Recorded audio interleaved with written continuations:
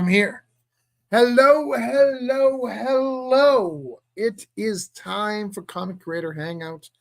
That means a few things. One, I am live on Kickstarter. That's right. Cthulhu Invades Fairy Tales is live, and we are just $40 shy of hitting that 25K mark. That I think we can do it tonight with your help. I've got a bunch of great creators here. We're going to see if we can earn them some money. We're going to talk about their projects. We're going to hang out. We're going to see what happens. You know, we've got a lot of great guests and a lot of great people.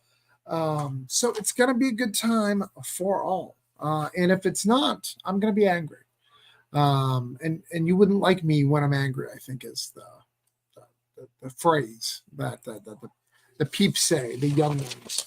So let me check. I want to check to make sure we're live on YouTube because I feel something is amiss. Let me just double check to make sure we're live. It says we're live. So I think we are good to go. So let's get our wonderful, wonderful, wonderful guests up in here. So first, because it's Cthulhu Invades is our theme because of everything we've been doing. We're going to get my good friend James on. He is here representing Cthulhu Invades Fairy Tales. He has been in, you've been in all of them, right, James? I'm doing my damnedest to be in all of them, that's for sure. Well, you were in Oz. You did the chicken. No, yeah, that was.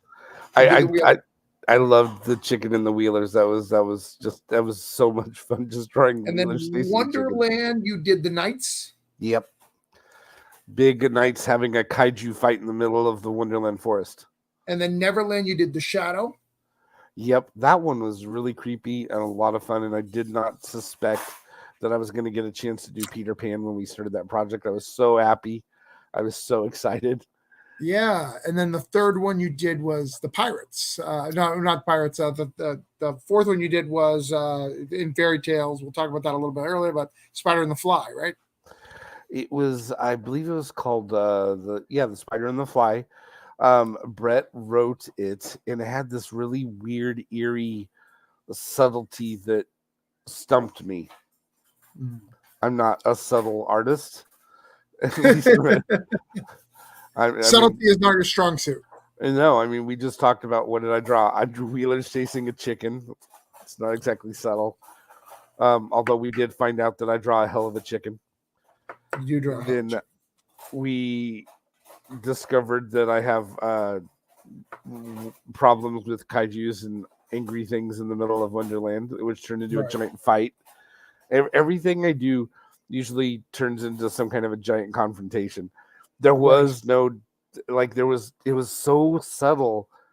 The script that Brett gave me for it, it was just different. I had to find a artistic way of developing not only my own flavor for it, but I just stretched myself in a way I didn't expect.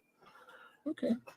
All right, well, let's get some other people on here. But yeah, absolutely. We'll talk about all that. We've got a bunch of cool guests just waiting in the background.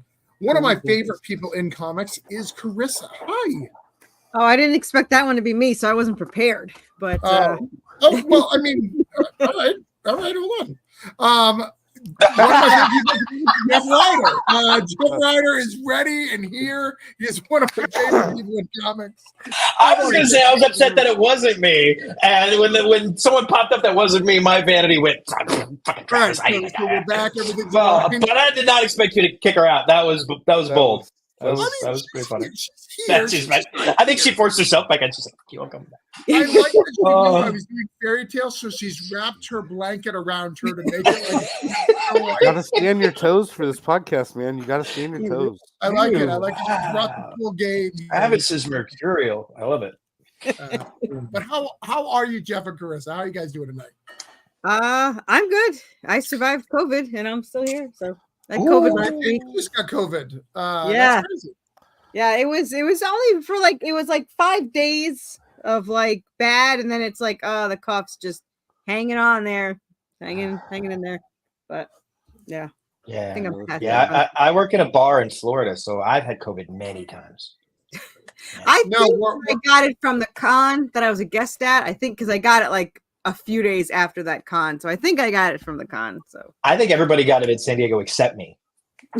I came home sick, but the test 3 times said no, it's not COVID. So I don't know. You got just normal con crud, you poor bastard. I know, right? It was still pretty awful. Let me tell you. All right, next, let's pull up my good friend. So this gentleman is new to the scene. He's only been in here a little bit. He's trying to catch up with Carissa, but Carissa's like, I'm on issue 12, bitch. Come on. But that is Sean Wood. How are you, Sean? I'm good. How are you? Yeah, I've got a long way to go to Carissa's 12. Right. Yeah. You just can't because you, even if you did, let's say you caught up, she would then tell you that she's on cover 57. So like she's still advanced from you, even if you catch up. Yeah, because issue 17's getting colored. So yeah, we're almost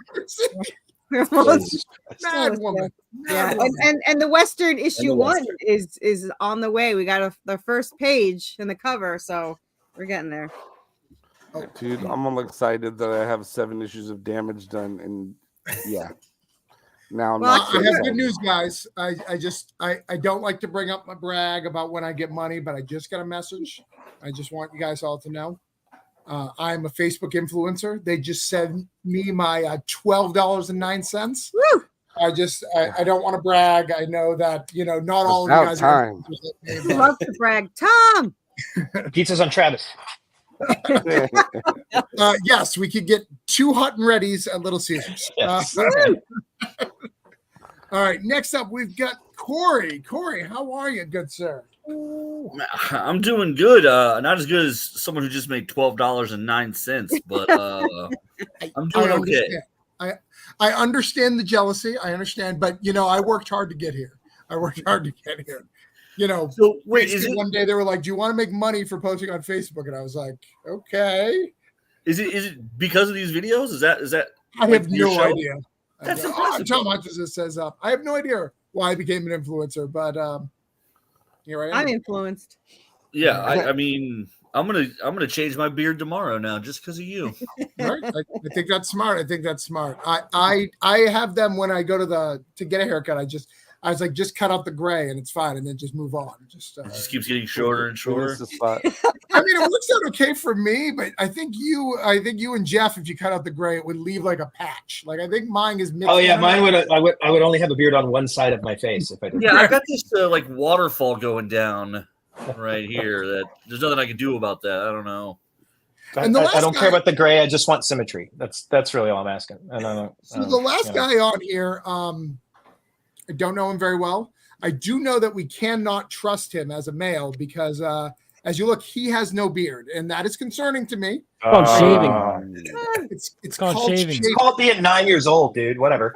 Actually, I had like a little bit here, and every time I'm like starting it out because it looks like I'm like, and then I just get bored and I just shave it. I'll try for like not shaving for like a week, or I'll be lazy. Either or, take your pick. You're missing out on the joy of growing it, and then. But I don't want to cover this up. Time. All right. You know what I mean? That is true. Like if you're a handsome individual, a beard is always a second choice. That's a fair point. To beard or not to beard? That is the question. For me, it's listen. If I feel like it, but like I don't know. I don't think I need it, to be honest with you. Between him having options and Travis's $12, today was a rough day for my ego. Yeah. It's not often you run into somebody so anti-beard. Well, I'm glad because I felt left out. So now that he's here, I feel a little better. Yeah. That's what I do. Yeah. But so tonight we are going to do our normal. We're going to see what's going on. Views are low. I don't know if people are watching the DNC. I don't know what people are watching or what they're doing. Views are low right now, but I just think that'll fix. I don't even know where we're on, to be honest. I'm just in the StreamYard. I don't even know where to promote it, but I'd love to send out the link. Don't worry about that. I got you, fam. But if you do, I'll give you the YouTube here if you want. I don't do a show. This is the shocking thing for people. I don't do a show, but I do a show. It's very interesting. So if you're on this show right now, post your Kickstarter, Indiegogo, whatever links you got there, because we're going to talk about your projects. I'm going to write them on the piece of paper. I'm going to try to get you guys some pledges. We're going to talk about my projects. It's going to be a good time for all. We're going to have a good time. Share it all out. Get it all out to the interwebs and see who wants a band. If you guys are watching, we need you guys to leave a comment on YouTube or Twitter or wherever you're watching. Facebook, let me know. Twitter's not even a thing anymore. It's X. But we've got to get the stuff to do all this stuff. So first up, let's see. I'm going to get you guys an order of. Fuck it. No, I like Jeff the most. Jeff, we're going to do Jeff first. I like Jeff. I wasn't prepared for that. You understand? It hurt. I get it. Jeff. Yes. You're back on Kickstarter. We're back on Kickstarter. We're excited about it because with the who what? With a new logo. It may not be Lou, but a Lou placement of the logo at least. Okay, sure. That's a thing that we're doing. Johnny C and I were talking about it. So what were you talking about? Weekend. We're talking about you. What are you doing at meetings? What about I'm curious about this logo question. I don't know. The new book has a new logo because it's a new title ish. No. Your company logo in the corner. Your prominent. Oh yeah. The corner tech thing. I've never actually had one before. Yeah. And logo. Yeah, absolutely. And I just completely took a free to use on the internet image of it and slapped it in there. Yeah. When we put together the Kismet cover, it felt like it needed a corner box because it needed that comic grab. And I've had this one design kind of sitting in my pocket for a long time. So I finally dragged it out and put it up there. And we're having fun. But yeah, this is the new book. This is Kismet. It is a one-shot urban fantasy story. It is a prequel to our series, The Arcane Cocktail Enthusiast. There it went. Which is our urban fantasy series about a magical cocktail bar. The new book features the main character's father in the past. He was a magical chef at a restaurant in Las Vegas. And it features some of the characters that we've met in the original series and sort of what they were doing back in the day. It's so much fun. It is a wild urban romp through fantasy Vegas. It's a little bit The Bear. It's a little bit The Sopranos. It's about a chef who takes on some magical gangsters who want him to put bad luck in all the food, and he's been secretly putting good luck in the food. And so there's a lot of back and forth. And when they get into it in the kitchen, I mean, when you walk into a magical chef's kitchen, trust me, you don't want to stir the bisque without checking it first. There's some stuff going on back there. So there's gonna be a lot of creepy monsters and magic. There's gonna be a lot of inside service industry humor in this thing. The series artist Jay Rollins was a cook in kitchens for a whole bunch of years. I've been working in bars and restaurants for 25 years. So it's going to have a lot of really great inside personal stuff from the two of us. And on top of that, the campaign is bringing out the first version of our trade paperback for the original art for Arcane Cocktail Enthusiasts. So if you're brand new to our series, you haven't come across it, you can get the whole thing in 2 super awesome volumes. And the new book and the trade. I gotta tell you, I'm digging the premise. The thought of a cook like that putting luck for other people in the food. There's just something magical and cool about a statement like that. It's kind of neat. I dig it. Yeah, I was talking with somebody not long ago. The underlying vibe in almost everything that I write is greed is bad, and people who only want money can suck it. And the whole premise of Shep, who's our main character, is that they're not putting good luck in everybody's food because you get busted, you get in trouble. But when you get a down and out gambler, when you get a guy or a gal who's on kind of their last roll, they're really struggling to kind of make it. It's we want to make sure those people don't fall all the way down to the bottom. We're gonna make them a great meal, and then when they hit the casino floor again, things are gonna go well for them. And of course, the powers that be, the magical gangsters that are running Vegas at the time, they're not cool with that idea. So that's where we're gonna get our conflict. Nice. All right, so let's write you on my piece of paper here. Get Jeff, we'll get Kismet on here. But so for those who watch this channel because of me, which is most of you, because you guys probably follow it from my lead, because I don't try to go outside of my network. This is for me helping other people, my network, not the other way around. Jeff is one of the few people who I consider extremely talented, who I have not gathered in my Pokemon of anthologies. That's true. I never get invited. I never get in there. you just are always busy doing 1,000 things and traveling around the world. But I do invite you. Travis has invited me a bunch of times. He's real good at inviting me right while we're about to work on our own Kickstarter thing, or like he's got that expert talent of going, "Hey Jeff, have you got some time to do this thing?" I'm like, "No, I'm down to like 58 rabbit holes." Last month when I was bored, where was Travis? Nobody knows. Exactly. But yeah, we just had lousy timing. He's not wrong. We've had a bunch of lousy timing. We just haven't managed to make it work out. But we're gonna get it done. I'm excited. It really is. But I'm going to get you a backer tonight. We're going to see what we can do. We're going to shout it out to the world. Make sure we try to get you a backer. We can do that. And like I said, this book is highly recommended. I love Arcane Cocktail. I never say it right. No one does. It's fine. It's Arcane I never say it right most of the Cocktail Enthusiast. The Arcane Cocktail Enthusiast. My one question, does this have a recipe? This one will have a recipe in it. We're toying with the idea of it's going to have a food recipe in it. Every previous issue of the Arcane Cocktail Enthusiast has a magical cocktail recipe in the back of it, because I'm a craft bartender and that's my other gig and that's what I do. The new trade paperback has a whole slew of new recipes in it. It's like a 5-page long. There's like 10 different recipes. They're not all mine. A bunch of the kids that I work with at the bar here in Orlando helped me come up with some new ones. Everybody's getting credit for it. So like I'm highlighting all the amazing bartenders that I work with, which is really fun. The magical chef thing is a little tougher. So we're still working on how to make the exact right recipe and how to get some creepy mystical elements going in there. But there's definitely going to be some of that in the new book for sure. Dude, you don't have to make the whole recipe. Make luck. Are you in a book called Pots and Panels? I am not.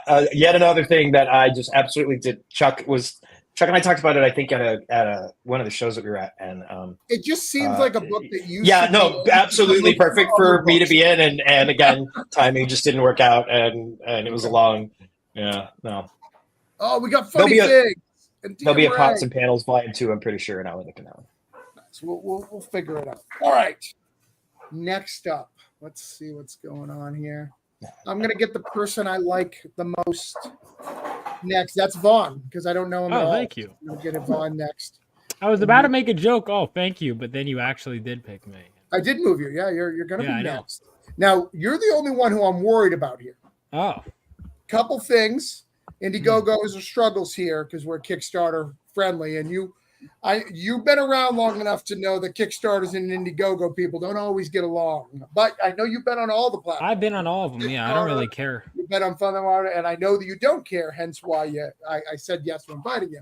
But it is a little harder to get my audience to go. But we're going to try, good sir. All right. I think you've got a good looking book, so I'm going to bring the Indiegogo version. It's interesting. I've had people give a reason for why they don't like every platform. Which is why obviously I'm gonna have it on my website. They're like, oh, I don't like Fund My Comics too new. I always only back on Indiegogo. I only back on Kick. Generally speaking, the ones that are like I only back on this place are Indiegogo or Kickstarter, and I'm like, okay. And it's like I don't know. To me, I don't really care. You know, the customer is right. You know what I mean? Like I have my preferences, but like if I have a friend that's only on Kickstarter, I'll back them on Kickstarter. If I have a friend who's only on Indiegogo. My least favorite of the three right now, I mean, I'm sure it has nothing to do with the fact that it's made me the least money. Probably Indiegogo, because it's just the algorithm doesn't really promote you.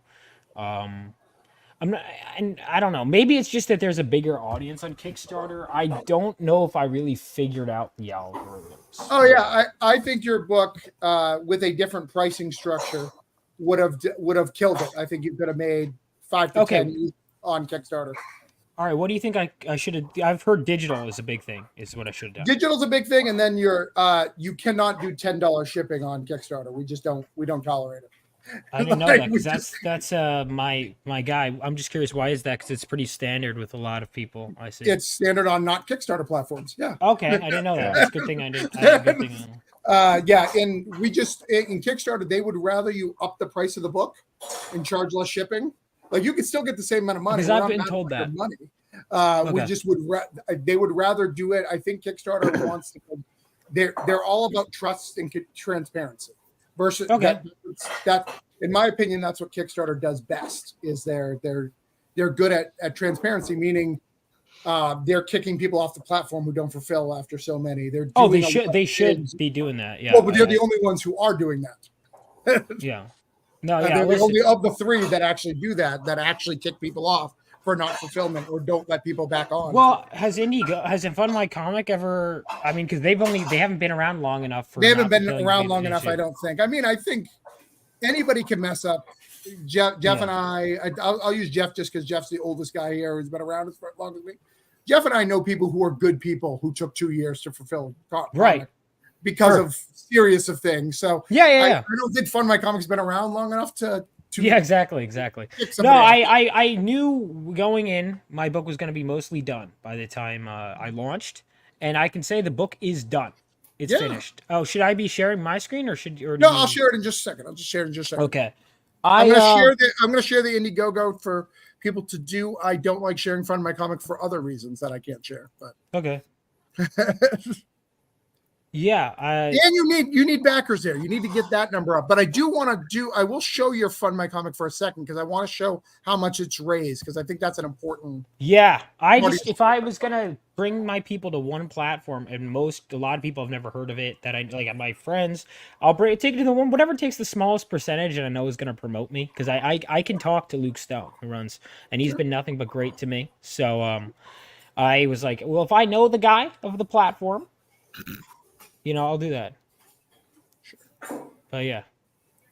All right. So, but I'll show it for a second. Like I said, we're going to focus more on that, but I do want to show how much it's raised because I think that's important. Because this combines from the other two, right?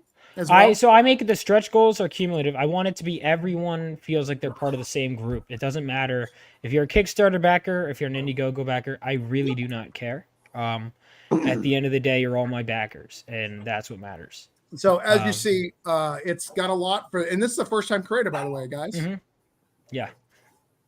I wanted to make sure that I didn't look like, I don't want to give you baby's first comic book. Right. I want it. Last thing I want is to give something that doesn't look or read professional. So I have professionals that I had access to give feedback and be like, I can't be good if you don't tell me. And obviously there's a certain point where you just have to pull the trigger. You can't wait for everyone's approval, right? But I wanted something that read professional, and I would everyone should hire editors, by the way. I'm a firm believer in that.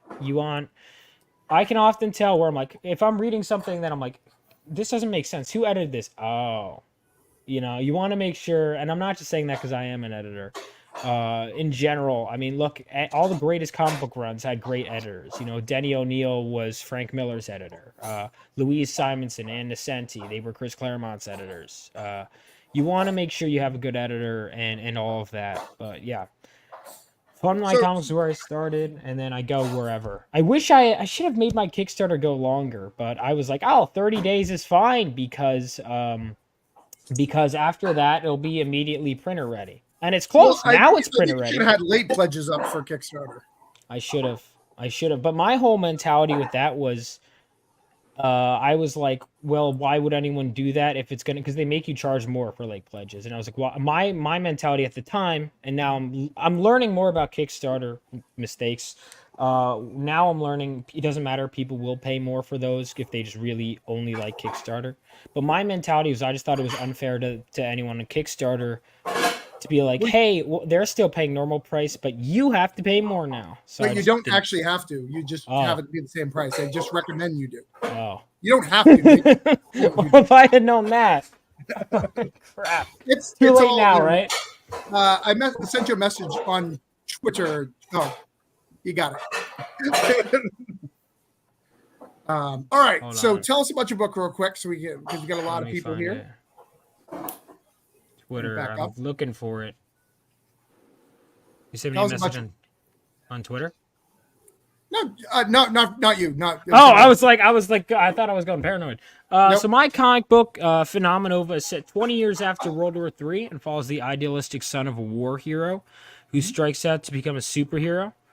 So it is basically, I always say, in an age of a lot of deconstruction and cynicism and pessimism, really, in comics and in entertainment in general, that this is something I wanted to go back to, harken back to everything I love, and that this is an idea I had when I was a kid, and now my ideas can form better because I'm more well-read. I actually understand what writing is, and so I wanted to kind of take that child's idealism and bring it into a more mature world. And that's what you get with Phenomenova issue 1. So it's 65 pages of story, 68 pages total.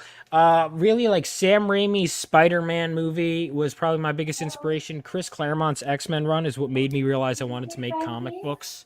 Okay. So I basically imagine how, like, the reason why it's such a big first issue is, like, imagine how, even though it's not Claremont, you start with Giant Size X-Men or the New Mutants graphic novel. But I hate explaining to people, no, you start with the graphic novel #1 and then #1. I'm like, no, let's just call the big one #1 and then the next one #2. Keep it simple. So I just figured, 1, then 2, then 3, then 4. And that was my whole thing. I have had so many talented people being able to work on this book. And you do get, if you back on Fund My Comic, there's that one mini print that's exclusive there, but everything else is cumulative across all platforms. Okay. You're guaranteed at least one trading card. There's a mini print you're guaranteed. And at my 20K stretch goal, there is another mini print that everyone... Or, sorry, at 20K stretch goal, there's another trading card that everyone will be able to get of our main hero who fought during World War III named Golden Gallant. He's like the shining ideal that everyone else wants to be in. Well, yeah, that's one of the things. So tell us what the book's about, because you're telling me a lot of your inspiration. What's the book about? Yeah, sorry about that. So you're good. So, like I said, so it's set 20 years after World War III and follows the son of a war veteran who is struck by lightning while holding this mysterious crystal, and he ends up awakening with lightning powers and super speed, and he decides he wants to set out and become a superhero. But he finds himself in way over his head when he attempts to intervene at a heist at a nuclear reactor. He's basically got a makeshift costume. I decided not to give him a full-fledged costume in issue 1 because I think he has to earn it. I think we need to see him get smacked around a bit. And so that's why he kind of has this like sweatshirt with painted on lightning arrow. Do the old Spider-Man stuff. And I love, not a lot of people care about this, but I care. Having a Bloodstrike homage is yeah, favorite books. So actually, to be honest with you, I've never read that, but my buddy Bobby is a fan of it, and we're good friends. I don't know why you're here then, because that's the only reason why I invited you. Well, we're all right. It's gone. All right. No, I'm kidding. Yeah. Well, I'm good friends with my buddy Bobby, and I are good friends with Dan Frega. In fact, he signed the original artwork. One of the nicest guys like you could meet, and he, of course, loved that back cover. I decided not to do the blood because, again, going to the idea of the shining idealism. Even though, yes, there was a lot of blood in World War III, I felt like coating those heroes in blood really would taint the image. But I did ultimately concede on the grayscale because I was like, you know what? Why not? It looks cool. It's almost like an old photograph. Well, you should definitely read that. I also like Dan Frega. I want him to finish his books. But other than that, so does Dan Frega. He wants to finish his books. Yeah. Well, he needs to work on that. I know. I love the guy. But all right, so let's see if we can get you a backer tonight. I don't even know where to put your numbers because you're all over the place. But we'll just say get Vaughn a backer. We'll see what we can do. Yeah, sorry, back my Kickstarter. You can back it on Indiegogo or you can back it on Fund My Comic, and the links are in. I've sent all the links out. And issue 2 is already in production, so not only guaranteed this one. I just learned what like ISBNs are, so I'm about to send it formatted, and maybe I'm like I should get that. Yeah, you asked that question. I don't think it's necessary for floppies. Oh, okay. I think it's necessary for trades. For trades. Okay, so UPC, I've been told, or what is that? What it Correct, is? the UPC code, and that you can get those for free.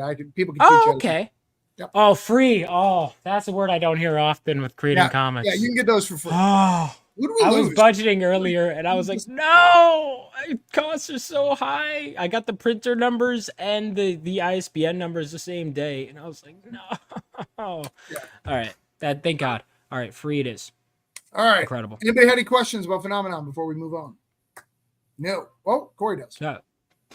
I love that concept, though. I do want to say before we move on, that's very cool, like archetype superhero stuff. I love it.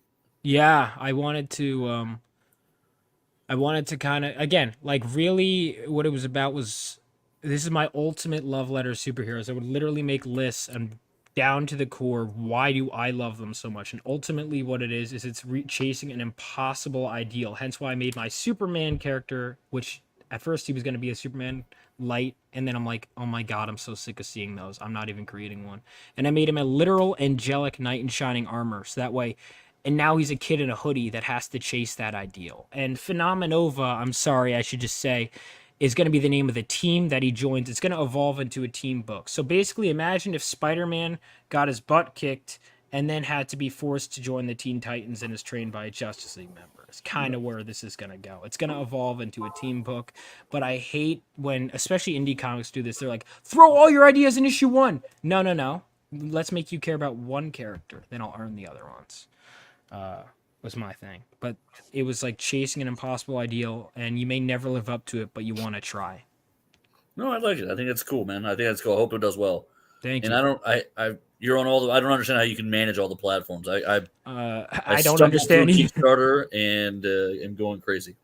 Yeah, Britain has gone up so much. Yep. I don't know. Yeah, did it? Because I thought I was going schizo because I was like, wait a minute. The last time I checked in with you guys a few months ago, when I arranged my numbers for pricing, they were not this high.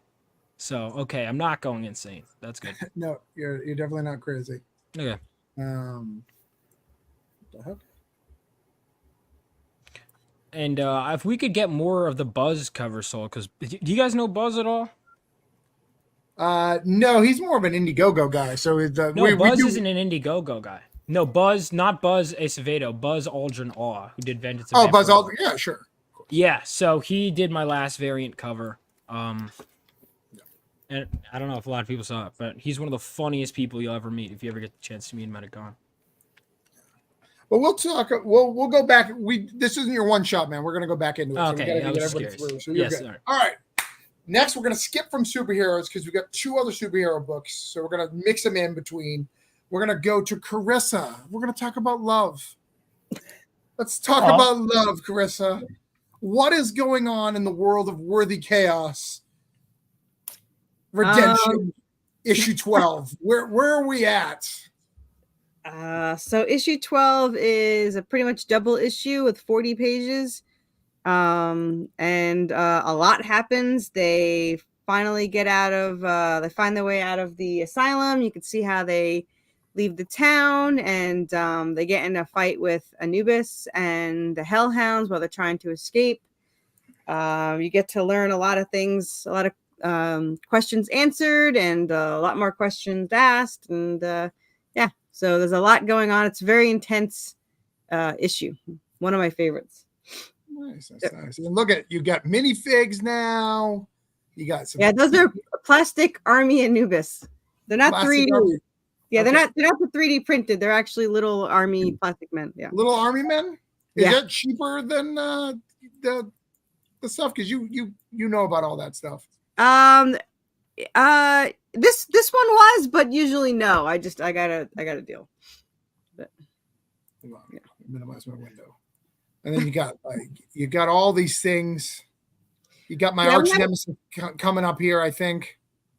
There's my arch nemesis right there. Plushies. You got plushies. You got all sorts of people love the plushies. We have 2 new plushies in our add-ons. The Hellhound and the Chameleon Vampire Bat. They're both in there. And these are the 3D. We got 2 3D statues. We have 2 pillows, which are like plushies. We also have a couple of ways to catch up. For $25, you can get all the PDFs 1 through 12. Or for $39, you can get the hardcover, which is the first 7. Or for $50, you can get the hardcover with the 7 physical and then all 12 as a PDF. So you can get all caught up with the hardcover. That is crazy. 25 for 12 issues. So you're selling them what, $3 a piece, right? I don't know. I just like the price, $25. Time. I'm just trying to find. Went so fast. I'm trying to find cheaper ways for people to catch up. Yeah.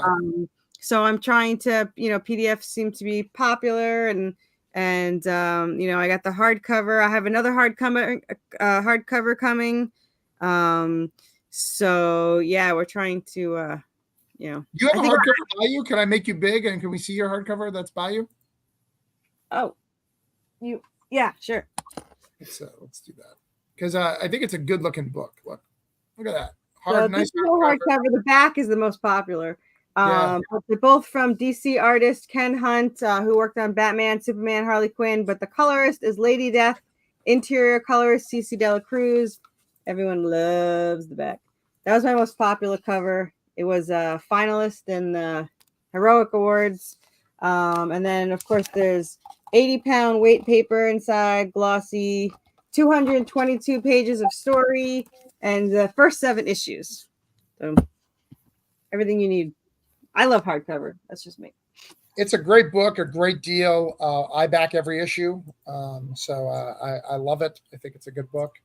Well, thank you. We're trying to get, we're so close to 100 backers over here. We got to get to there, right? We only have 24 hours less than 24 hours. So okay. I don't know if we're going to make it this time. It'll be my first time in a long time, not over 100. So yeah. What's your highest? What was your highest? Well, my highest was Crazy January, where I had 150 backers and $5,100. But I haven't had less than 3,000 since ever with this artist, because my first campaign was 2,800 and then the rest were over 3,000. So this is my lowest. So well, we're gonna try to get some people in it. And look, K-pop's on it too. Yeah, K-pop. I just sent that link out. Go ahead and share that out for us, please. You got my Hellhound plushie. She's part of the plushie army, which Travis is not a fan of. I'm not a fan. I sell comics. I don't sell plushies. Yeah. But I will tell you this, and I'm trying to keep it private, but I'll tell you this. I was with my wife in a car, and she has a book, a dog book called Pup Van Winkle, and I told her that I know a plushie person when she wants to launch the next issue. So we're gonna try to get to 94 and 2,400.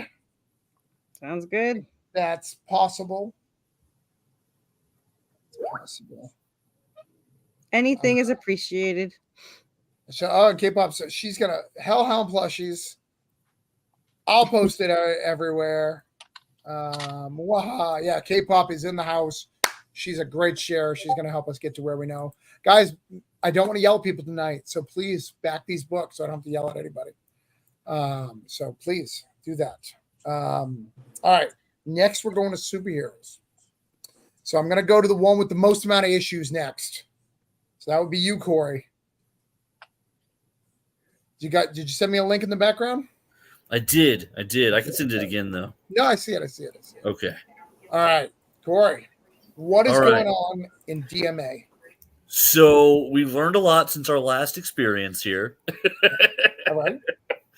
We last time I was on here, we were doing the hardcover, which was basically 4 is basically done. A little bit of detailing, but basically done.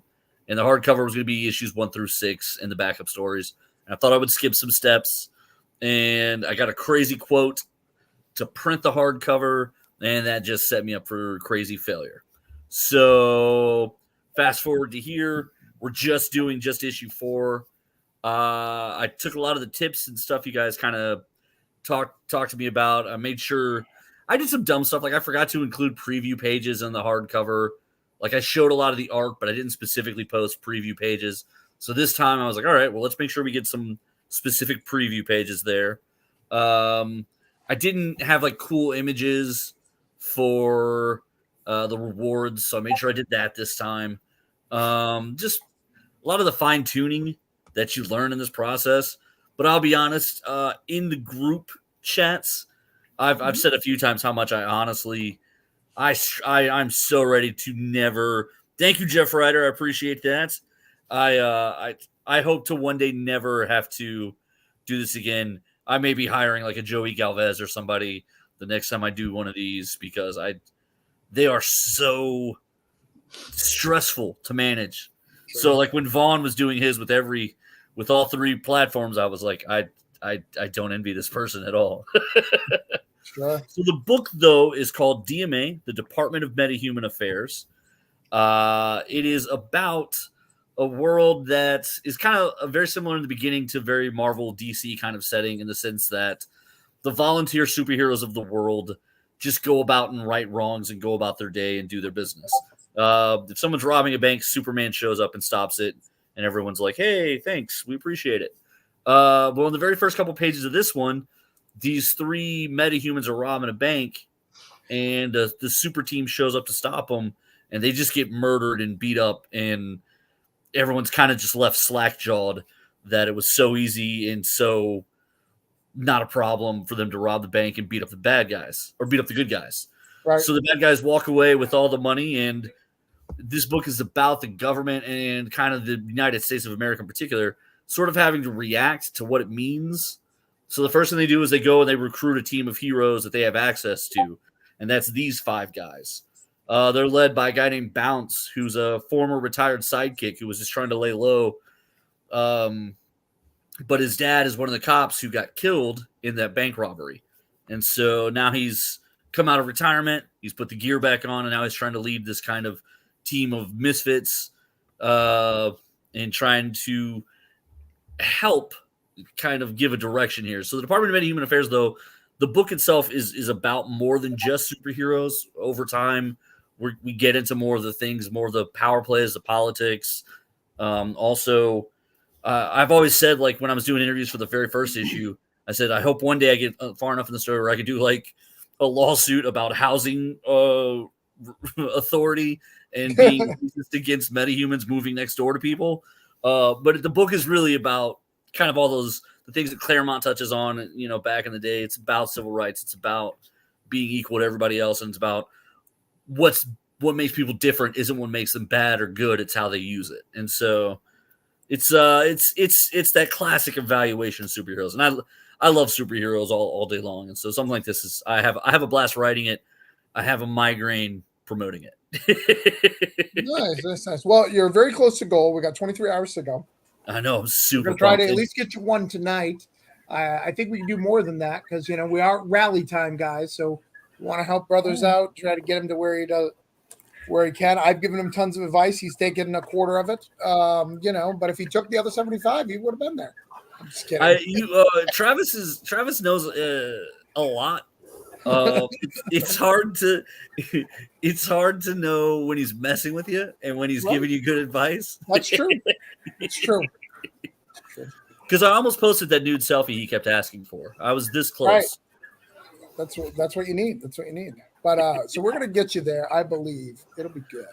No, I think we're super close. I really do hope everyone checks it out. I think we're only like $500 away. You got 24 hours. I think we're gonna get there. But you know, obviously, I think we can get it to fun. We just got to keep pushing around. So, guys, if you can't back, please share it around. It's so close. And Carissa's got to get 3K or she's gonna cry. So, yeah, I'm in a group message with her, and like she'll cry in the group message for a couple of days, and I just don't want to have to leave that group message. I just left last month. It was a whole thing. Let's not have that. Carissa, so when you've made 12 issues and then you go back, you said in January you had 150 backers. Yeah. You ever Kickstarter is such a mystery to me. You ever wonder like what happened to some of those people? No, I got to be honest. I really think that the issue is that I have them really close together. So people have a hard time affording because I hear all the time, you know, that people can't afford it. So they skip and then they buy like, I had one person today said, when was the last time I backed it? And I was like, I had to go back and check. I was like 9. He goes, oh, okay. So then he bought the last 3. So I think they're I do them every 4 weeks. So okay. Yeah. So they have no break. So I think that's a big issue. I mean, I ship them out within 7 days. So people get them really fast because the next Kickstarter is coming.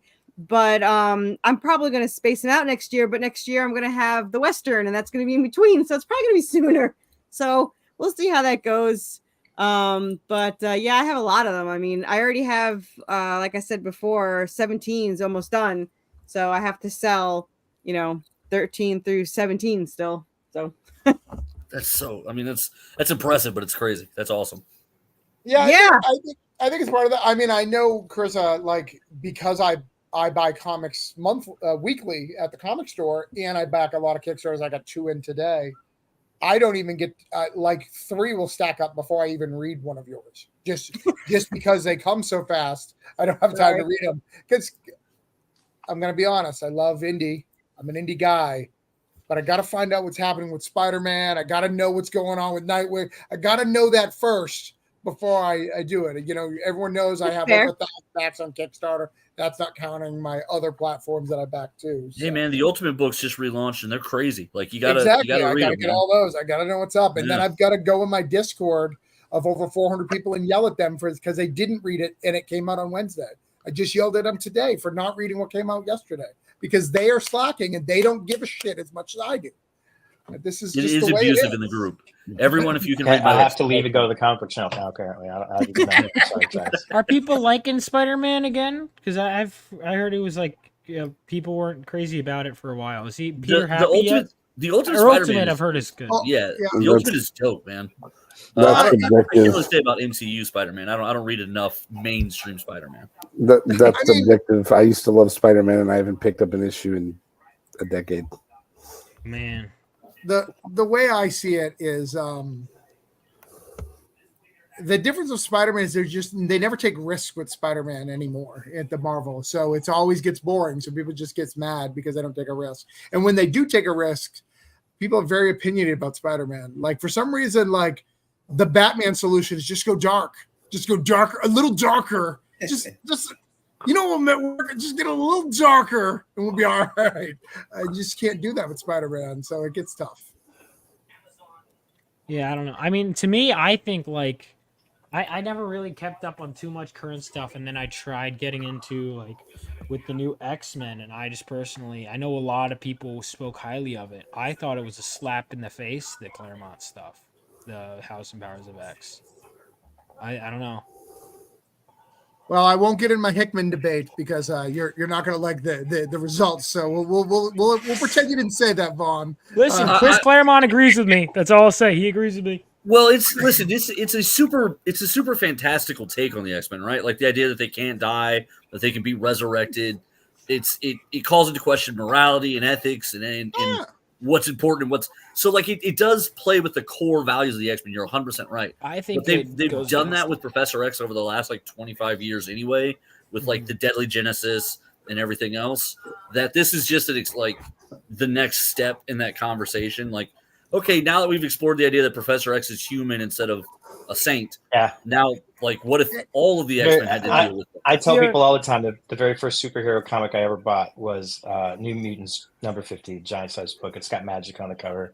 Oh my god, I love that issue. I went into a comic book shop to buy some G.I. Joe comics, and I saw this, and I was like, I gotta have this. I don't know what it is. And the guy's like, oh, it's Baby X-Men, and I was like, I vaguely know what X-Men are because I watched them on cartoons, and so I'm down with this. And I read it, and I picked it up, and I had this idea that Professor X was in a wheelchair, and he was walking around on both feet. And the very first X book I ever read, and I swear to God, it didn't make me go, well, they broke the X-Men. Okay, cool. He's got feet. How come he's got feet now? And it's just narrative, man. They're going to move things around. They're going to do different things, and sometimes they're going to try stuff. And Professor X has feet every now and then, and that's just how it is. It's great. I said I just couldn't disagree more because that's not the same. But we won't get into it. I just think. But again, and I'm a big Claremont lover, but he needs a long form. So Claremont to be good needs a 2-3 year run. Yeah, you got to read like 20 comics to enjoy it. So he hasn't been able to pull that. So that's a fair point. But I will say that being said, now they're doing these like flashback, and Claremont's doing some of those. Yeah. Like he's like, I'm gonna get this thread that nobody gave a shit about. I care still. I was like, good for you. Yeah, Claremont. He's filling in the fight between the second fight between Wolverine and Sabretooth. I think that's right. I think it's both hilarious and exciting because I am a Claremont lover, but the idea that somebody was like, hey, in the second fight, what happened? Right. Well, it's an issue gap that was already filled. But just was filled by a different writer. Like they were like, when I heard about the premise, I was like, find out what happened between when he leaves and comes back in 251. And I'm like, but Archie Goodwin already wrote that story. I mean, I'll still read it, but I'm like, so how many places was Wolverine in during that? That was like what a week. Modern MCU rules, he has to be in at least 9 places. He has teleport powers. That's why him and Nightcrawler are so buddy. Did Claremont put that book on Kickstarter? No. That's why there's so many Not yet, Wolverines not in yet. this I bet it's movie. not. I bet it's not as good as the Fog Within. I'm just saying. Let's see the Fog Within. Though I do, what's interesting is, Jeff, you hit the nail on the head. Sean compares this a mix between X-Men and G.I. Joe. Yep. Sean, what's going on? You just launched. Yep. Actually, 5 minutes after Jeff did, I saw him launch. I was like, "Crap! I gotta hit the button." Right. Catch up with Jeff. Right. I went 2 minutes early, so that happens with me. When you get older, it's a thing. But yeah, so this is the third issue. It's crazy to say that because pretty much the same time last year, I was on the same show doing the first one. Yeah. I remember. So it's pretty exciting for me. But yeah, so it's basically Hunter in his town of Brooks, present day. There's a cataclysmic event that happens, and about 3 days later, all of a sudden he's running and runs into some fog, ends up 26 years in the future and has no idea how he got there or what happened.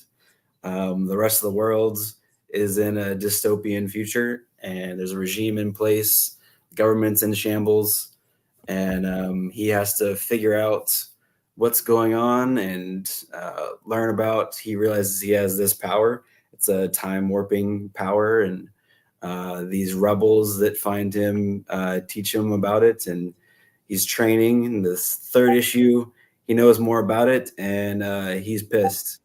And he takes the fight to they're called Schism, the regime in place, on his own. Something triggers him in the middle of the issue, and he just goes nuts and goes after him. And yeah, it's a lot of fun. Nice. First off, kudos. Like, you really have figured out your pitch. Like good job. Very well executed. Excited about it. I'm excited about this issue. I'm actually sad that not as many people jump back on the minute you launch. But have you done an update on your previous backers? So I did the first one. I did it this morning, and I was going to do the second one tomorrow. I wanted to space it out a little bit, but I did get 2 backers from this morning because of the update. So yeah. Always do it the other way around, though. The newer backers first, because they're more likely to jump on. So number 2, but I like the Fog Within. It's really good, and this is the 4th is the last one, right? So the 4th would be the first arc. So I plan to do. I would love to do 12 issues, but at least the 4th issue coming out probably February, March next year will finish this arc at least. So there will be a completion to it. So and I've seen some pages that he hasn't linked on the Kickstarter that are really, really good and really, really exciting. So thank you. It's a lot of fun. It's a lot of fun. And I think it's Claremont's X-Men, a mix of Claremont and Larry Hama, mixed together is a great example of what this book is. Yeah, I agree. And the further the issues go, the more it's going to be like X-Men. I'll say that. So the first issue doesn't seem like that with the pitch that I was always saying, but the further we go, especially the 4th issue, hint, it gets to that realm. Yeah. Look at all look at the bad influence Chris has had here. You've got like Legos, you got T-shirts, you got all this stuff. I got Legos. Chris, what are you gonna say for yourself? I have to say, when I first started, I got made fun of a lot for plushies, and I didn't even know Travis yet. And now all those same people have plushies. So I'm not saying anything. I'm just saying, I get asked a lot, what's my supplier? Like I'm a drug dealer over here. But that doesn't mean they're not wrong. I mean, just because you've signed them doesn't mean it's all wrong. But, it's a really cool. So let's get and I always forget Letter Squigs. Letter Squigs does your stuff. Yep. It's wild. Especially with that private conversation we had. Right. Oh, you got a backer. Damn, motherfucker. Hold on. Look, bad. I don't get credit for that one. And now I'm going to have to get him another one because someone here went ahead and pledged. I don't know who, probably Corey. I look on his face. Yeah, it was Corey. So, all right. So we'll get that on the paper. messing it all up. Thanks, Corey. That's what you get for talking. Right? And trying to get him some pledges. All right, we got him 131. We're going to try to get him to 132, and we're going to try to get 57, 57, 32. We'll try to do all that. All right, get that all written down. Now, last but definitely not least, I brought my two boys here. Oh, I'm big. I brought my two boys here, James and Stoney. As you look at them and look at their bald heads, they clearly are the two bouncers from the Cthulhu Invades bar. So if anybody has any issues, any complaints, they're going to represent. So I'm going to let them pitch this book. Who wants to pitch? Damn it, Jeff. Bring it on. So who wants to pitch? Stoney, you want to pitch it, or do you want? Are we pitching Cthulhu Invades? Yeah. Are we doing somebody else's book or just a random? We're book? doing my book. This is the big one. This is why I'm rich and famous. All right, let's see what I got here. Bam.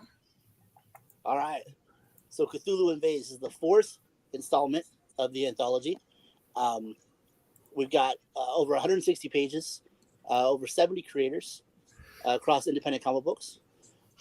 We've done Cthulhu Invades Oz, Cthulhu Invades Wonderland, and Cthulhu Invades Neverland. And now, all right, hold on. Do that again. Okay. See, I learned because you were struggling to find books the other day. Well, people were asking. Nope, I'm out of order. But Oz. See, I can't do that. I sold all mine.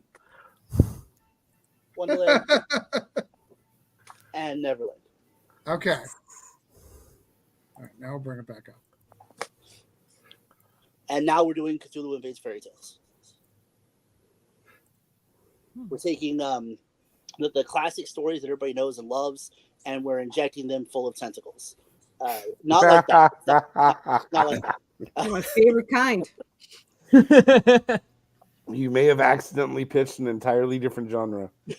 As long as they back, that's all I'm worried about. Not entirely different, but yeah. Depends on the writer, I guess. But look at that list of names. All of those wonderful people. Wow. Very talented. Names from all over. Is this an anthology book? This is an anthology book. Yeah, this That's is the awesome, fourth. dude. This is the fourth volume. It's very, very popular. It does very, very well. I wouldn't call it just an anthology book. Tyler herds a lot of us and curates this thing well. It's not just a collection of everybody who happens to have, some Cthulhu-based ideas. It's a little bit more than that. Yeah, there's an ongoing story that we go through for Oz, Wonderland, and Neverland. These books are huge. They started at 160. The last one was 250. This one's looking at 170, 180.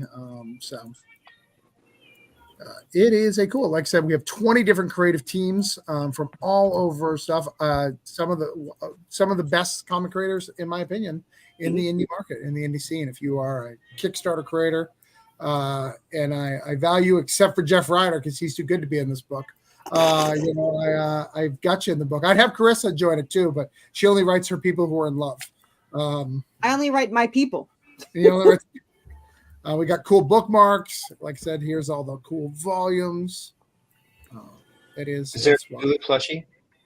There's no plushie because we have respect for our creators, and we have a bookmark because that's things they need. We do have T-shirts. Shirt. I saw a shirt. Yeah, we have a shirt. We do sell out a little bit for shirts, but we have bookmarks, metal bookmarks. See, we do nice big signings. If you live in Florida in this book, we do a big signing, a couple of them a year. We bring you to stores and do a store tour, all sorts of really What part of Florida? Just curious. I have a place down there. I live in Palm Bay, Melbourne, so close to like the space station. Okay, because there's Palm Bay is different from Palm Beach. Right? Yes, correct. Palm Too many similar names in Florida. I was just curious. You're inside in the this Epcot area, Center. aren't you, Vaughn? Aren't you in? I don't know if you're in Florida, but I know you go to. I'm not currently, but I have somewhere near Delray. Yeah. That area. That's I know. I don't even know the geography of my own home state that well, and I'm from New Jersey. What's your Jersey? Okay. Yeah, it's like my peripheral. I know like two, and then every time someone tells me the county they're from, I go okay, and I nod like I pretend. But then as soon as they start asking specific questions, I'm like, oh, I don't know. So. But yeah, this is right here. It's a very, very cool. We got box sets. We've got digital. Oh, and sorry, at the bottom, we've got all my other books here. For those who don't know me, I write a lot of comic books. These are not even counting all the ones that I've actually done, but these are the ones that are under my label. So you can trust me. All have been delivered, except for these two. These are new, but they'll be delivered soon. But yeah. Questions, concerns? I actually have a question. Yeah. For you personally, Travis, where do you store all of the Kickstarter comics that you fund? Because you said the other day that 1,202 that you've backed is all physical, right? That is semi-a-lie, but it's majority physical. I would probably say 900 of that 1,202 is physical. I'm going to kind of so what we've done, because my wife is awesome. Our master bedroom is half at what it should be. There's a bookshelf that holds up half the wall that has 4 links of long boxes all the way back. So I have long boxes upon long boxes upon long boxes all the way big. And then the Kickstarter comics that we have is also the biggest closet in the house, full of long boxes for like the, for filling and all that shenanigans. So that's incredible. Because I like comics a lot. I'm impressed. I read a lot. I read a lot of mainstream and indie. I am not just because I'm a Kickstarter creator, I do not want to get rid of the mainstream and remove it because I think they do a lot of awesome things. It's because everyone's so busy yelling about it on the fucking internet instead of actually reading the books. And when they're reading the books, they're looking for the one thing they hate, so that one panel they hate, so they can complain about it. And if they can't find that, as we've seen, they'll doctor a panel to yell about it, as they do with Tom Taylor a lot with Nightwing. He didn't do any gay things this issue, so we're gonna add one in just for him. Like, so James, what's your story? Because you haven't been live. Tell your story real quick. We're gonna go through a couple of stories, and then we're gonna go at the top and get you guys some money. Heck yeah. Alrighty. The story that I do in Cthulhu Invades Fairy Tales is this creepy story called the Baronarachnia's Web, and it's got to do with, it's based on the Spider and the Fly is the original name of the Grimm's fairy tale. The story inside of it is about like this apprentice and this master having this discussion inside of this very creepy and darkness enshrouded castle. It's a very subtle story. It's a story about basically somebody wanting to find a way to do something and restore light to the world they live in. And it's a story about somebody who's kind of admitting that, the world itself is dark and they're a part of it. It's a lot more subtle than I thought it was going to be. Travis likes to freaking challenge me when he sets me up with whoever it is I'm going to work with. And this one definitely challenged me.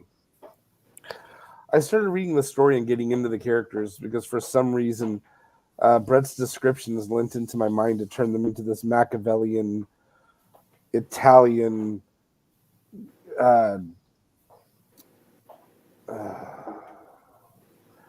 creepy clown vibe onto it, like a Harlequin. And so I started leaning on to a little bit of a different method. Most of the time when I'm working, I don't always work as dark or as layered with all these blacks and with these, unless I'm doing horror work. And it's been a while since I've done anything like zombies or anything like that. But this time I completely did that, and the story itself relies on it. it's got some crazy visuals that I managed to pull off with light and dark. It's got parts where the room and the world is spinning, and she basically watches the darkness come towards the end of it. The main character is this apprentice who is a younger woman, and she marches off with her master to basically get the book that she needs to be able to fight off the darkness. What I did in this particular room, the one that where Travis has shown right here, I actually took the artwork from all of my past Cthulhu books and turned them into paintings on the walls and on the ceiling of the inside of the library. And so as they're walking through the castle, I showed my own self off. Nice. All right, Stoney, what do you got? Yeah, we took the Robber Bridegroom, which is not completely obscure, but a lesser known of the fairy tales. And Ben Humanic and I thank you. Flipped it around and retold the story from a slightly different perspective. This traveling salesman comes to town, to a town that's already been touched by Cthulhu. And he meets this woman he finds very alluring. And if you know anything about Lovecraft, typically when somebody's alluring, that's typically a bad thing. And he gets wrapped up in this town. Just like life. Right. Yeah, we packed it full of Lovecraft references. Typically, I pick a story and kind of play off of a specific Lovecraft tale, and this one we kind of pulled from a bunch of different stuff. So there's the name of the town, the name of people. There's even some items in there that we snuck in there that are references to other things. So. Nice. All right, and last, I guess I can talk about my story. I did with the very talented Chris Mad, who is also out of New Jersey. Chris Mad and Shayna Mad, the father and daughter duo. I did Rumpelstiltskin. And in my story, we have it feels like a very familiar Rumpelstiltskin story, but in this thing, a king is losing a kingdom by an ongoing storm that is hitting it. And it ties to a monster that is in H.P. Lovecraft's reference. It's a Yeti, but he can't figure out that Yeti's name. And what's cool about it is we can't give that name because that name is not public domain, even though the character is. So it's got this cool, like a meta thing using public domain and the character. So I dig it. But I mean, we've got some great people: Jack Holder, Neander Fox. In Passage we have Bunn, Edward Davis. Nander's such a good dude. What's up? I said Neander Fox worked on this. He's a good dude. Yep. We have Stan Gerber, a lot of really good, powerful creators who are in the indie scene. If you've been around for a while, you probably know a lot of these guys, especially in the Kickstarter market, and a lot of us have publishing credits. We publish through every single major publisher. That's Marvel, awesome. DC, Image, all the major publishers, now and defunct. So it's a cool book. Trying to see if we can get us a backer tonight as well. So share that out.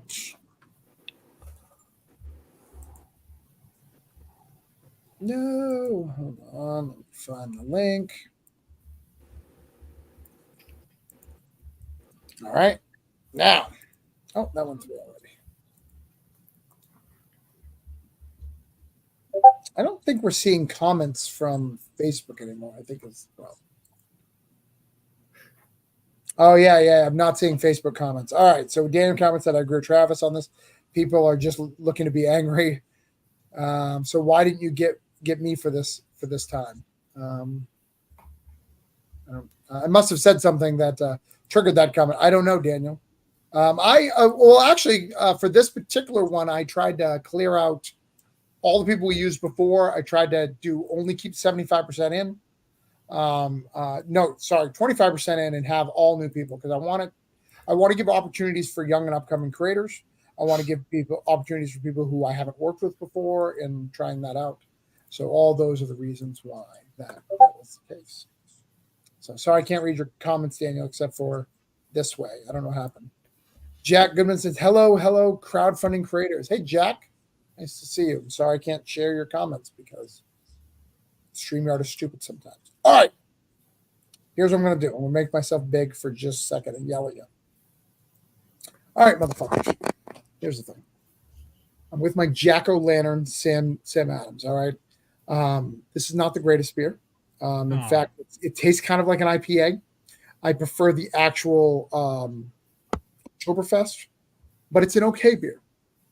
I don't want to have to go through another one tonight because I'd like to get some writing done. And you can help me write so by making sure we back these projects. So I wrote down some numbers here to get everyone at least a pledge. And I want to do that. So you can help me do that by pledging to these things. And I don't have to yell at you. So I'm going to share the links before I go through everybody's stuff again. So you guys can all have a chance to pledge, get all that out of the way, and help me out so I can go write some scripts. I've got some scripts due and things like that. So I think that's an easy achievement here for all you guys, right? It's easy. And then I don't have to yell at you guys because you know I yell. And then Carissa gets upset and she has to like then cry to her husband. It just gets weird. It gets weird. He doesn't care. Right. But the fact that I can cry to him because I was a drama, is a problem, So I'm going to share the links. We have a few here. We have Carissa's. I really don't see Sean's before yours. I don't know why. No, I didn't share it in the right stuff. I'm going to share everybody's. We're going to share Jeff's. So this gives you the opportunity. Caden says Big Travis is the best. Thank Caden. So we're gonna try to get this all done because again, I don't want to yell at people. I want us to all have a happy time and share our love of comics. See, I thought people came for the yelling. I thought that's what they were here A for. lot of people do come. I come for the yelling. It's sexy as. A lot of people do like the drama. Turns me on. They do like the drama. Drama channels tend to do better than fun comic loving channels. I agree. I've noticed. Yeah, Travis, that's what you're doing wrong. You haven't started a war with some of the creator yet. I mean, I have. I just don't have one currently. Yeah. Seen that. Mm-hmm. Jeff is one of the few who's seen it in real life and on the internet. He's got a double. Oh yeah, save the drama for the pages, man. Exactly. I'm not afraid. All right, so I got Sean's here. I'm missing people here. All right, so I got Jeff's. I got that. I'm sharing them all out, guys. Click on these links. Back. Give them a little bit of boost here. And if you can't back, share. Maybe somebody else will back so that I don't have to yell. Three's next. Then we're going to go all over these campaigns one more time. Talk about what makes it special. See if we can get people some money. Hey, Daniel's back. Hey, Daniel. War, what is it good for? Daniel likes me yelling at people, too. I'm really excited about his Phantom of the Opera book. If you guys haven't seen it, it's coming up. It's very, very exciting. Looks awesome. All the covers. Yeah, it looks really... Check it out. Love Phantom of the Opera. Yeah, I do have a question. I was going through and backing all of our books.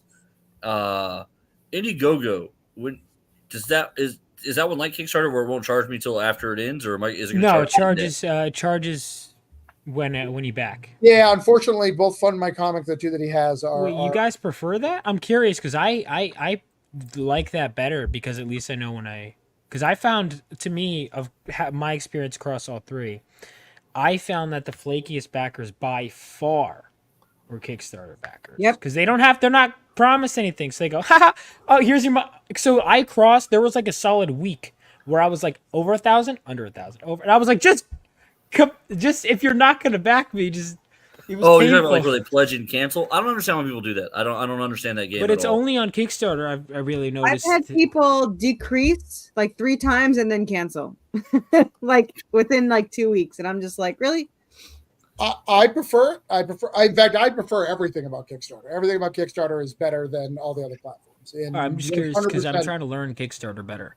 I hate that Kickstarter has errors like that. That's just I like, because when the countdown's done, I want to know I'm getting that money, and that's not how it works. Yeah. So I hate the errors. So I lost the last campaign. I lost My very first campaign, I lost. The second campaign, I lost $400 from one backer, and then the second one was $300, and then this past one was $184 one. So it's a pain in the ass. Yeah, I mean, I initially did the raising thing. Like, basically in Fund My Comic, you were able to choose. So I was going to do the raising for the 30 days, which is what Kickstarter does. And then it switches to more like Indiegogo for afterwards. And I found that I actually lost a lot of money through either people. I think most of it is payment issues, but I don't know. So, but anyway, I'm sorry, I didn't mean to interrupt. No, you're good. In fact, we'll discuss it for. I sent all the links out, so we're going to give it like 10 minutes to discuss it. And I'll tell you why I think Kickstarter is a superior platform. It has a built-in social media network with it. When I post my campaign, people get messages to know that I'm here. People follow me like a thing. So it's building that in and making sure that people see my stuff. You know, when you talk about Indiegogo, you know, shadow bans, all the stuff. They don't have those options to allow that to happen. And I will say it's got a fairly active comic book group, Kickstarter. Absolutely. There's a ton of comic book backers. I know that's why the reason I'm on Kickstarter of any of them, as tech unsavvy as I am, is because they are the most comic centric, creator friendly for comic books. And I think it was because comic books was a big thing for them in the beginning. Now there's been other projects on there that make millions that we're probably not as important now, but it is nice. Well, even when you go to Kickstarter, comics is like right at the top. Indiegogo, you go in it and it's like tech products. Comics are like an afterthought of an afterthought, I feel like, on Indiegogo. Well, Kickstarter has the most successful. You have a 70% chance of funding on Kickstarter, so which is higher than any other platform. I mean, I guess Fund My Comic only does comics, so I guess. Probably by default. Because there's no categories to compare it to. But well, also I brought my own audience basically. I'm not saying there was no audience, but pretty much I brought my own audience. Right, you brought your own audience where you don't have to do that. So someone who doesn't know, because there's people who just want to create comics, and we're like, I don't Kickstarter, let me try it. They don't know about shows. They're not part of the community. You know, they don't have friends. They have a chance on Kickstarter to fund. Carissa was one. They didn't know anybody, just kind of joined in, kind of learned about the community, became involved, and became an active community. You know, so that's a big thing. The return backers on Kickstarter is very, very high. So you have a huge hive of people who follow campaign to campaign to campaign, which I think is also good. I also think there's a lot more people who take this seriously. Like people in Kickstarter hold other Kickstarter creators accountable. Yeah. Other platforms don't do that. So if someone's behind or what, they allow that to pass, or they give them breaks. A Kickstarter creator, if they're taking too long, other Kickstarter creators will call them out and try to figure out what's up. Or on the verse part, we've seen people take care of problems. So we've had Kickstarter creators who couldn't fulfill. You're going to say that, Jeff? Go ahead. That's where I was going. I know Kickstarter creators who've said, hey, look, I backed this project. I really want it. How can I help you get it out in the world? How can we get together? What are you missing out on? What kind of help do you need? How can we jump in there and save this thing, get this thing out back in the world again? I've been a part of a couple of projects that were anthology related things that weren't necessarily my Kickstarters, that didn't come to fruition for whatever reason. And at least all the majority of them, someone else has gone, okay, how do we, if this didn't work, how do we get it to work?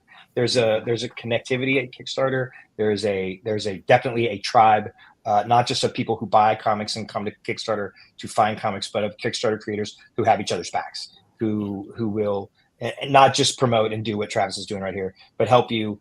Oh my gosh, you need a place to store your comics. Oh my gosh, your printer flaked on you. Use my guy. He's awesome. That kind of stuff. Yeah. I see that happen all the time.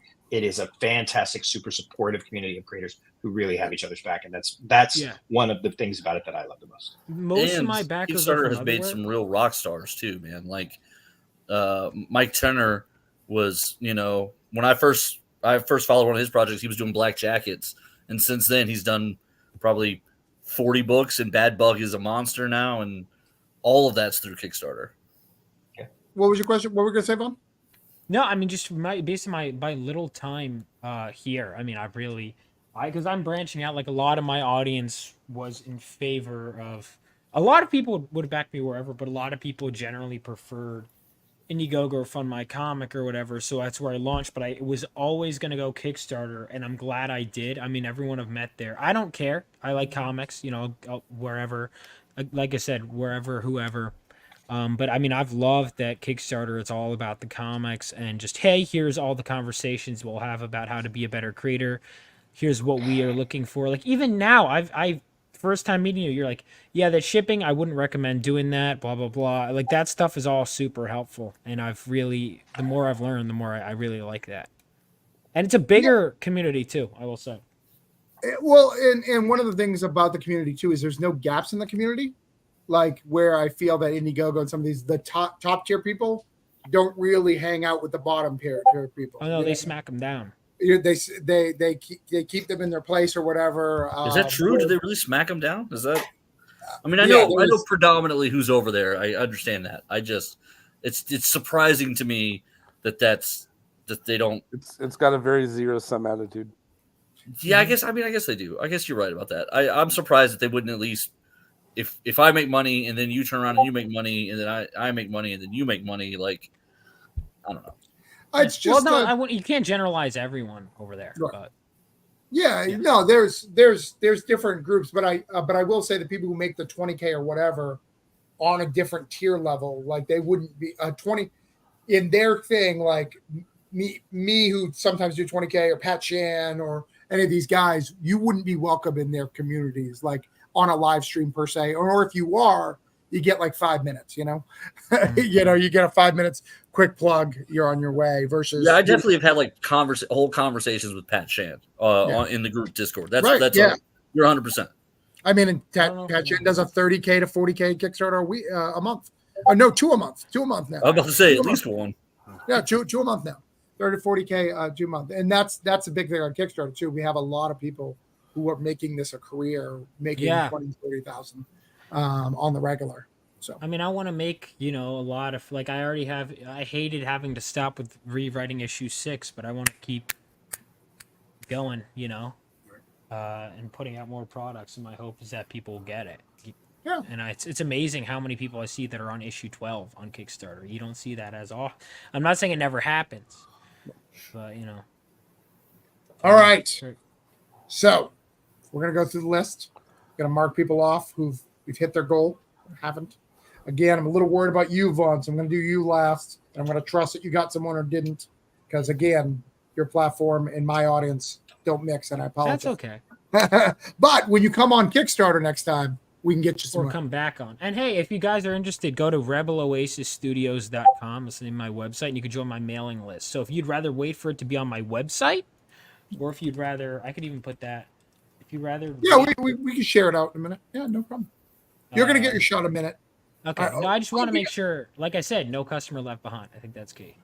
Yeah, Stoney, can you address this golden burrito? Wait, is there really a golden burrito? There is a golden burrito. Stoney and I are both golden burritos for two different things. Oh, no, golden, you would be two. You'd be a two-time. Mike, Stoney. Your mic is muted. I'm a two-time Golden Burrito Award winner. I think if I get one more, I can turn them in for a platinum. Nice. That's probably why they stopped doing it. Like they're just like, someone's gonna get the platinum, and we can't do it. But do I have somebody in the back? No, okay. Is it a restaurant you guys are going to where you win like a contest? No, or it is Stone King also has one. Tom King has one. We're in good company. Matt Kent probably has two. Stoney is so stoned he forgot to mute himself. All right. So let's talk about our friends here. Kismet, which by the way is a great name for a book. Did you research to see if anybody's used it prior? A little bit, yeah.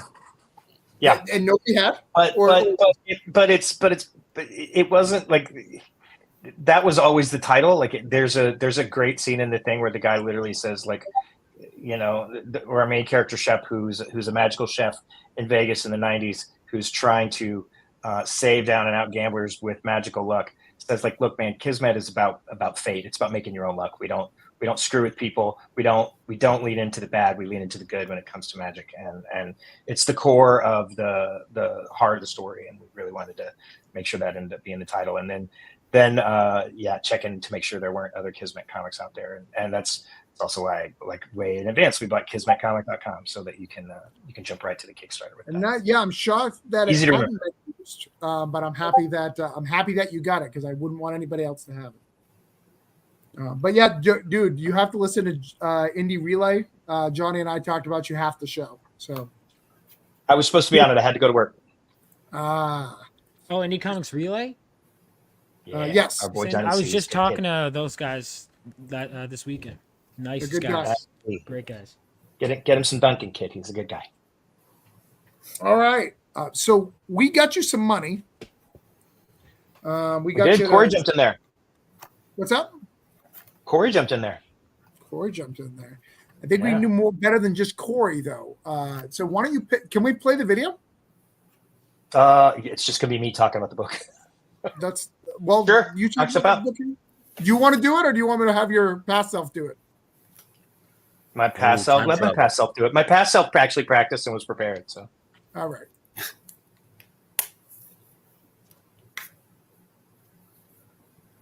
Hey everybody, it's Jeff from Cloudbinder Comics. I'm really excited to be launching Kismet and returning to the world of the arcane cocktail enthusiast. Kismet is super fun. It's a crazy one-shot story, and it's a prequel to the original series, The Arcane Cocktail Enthusiast, which we have collected in trade paperback for this campaign as well. So you have a chance to get both books. And these are already done. This is the really cool part. Look how beautiful these guys are. David's art has never looked cooler. Look how amazing at the colors and the good stuff. It's really awesome. What we're really excited about it in the new trades is there's some really cool process stuff in the back.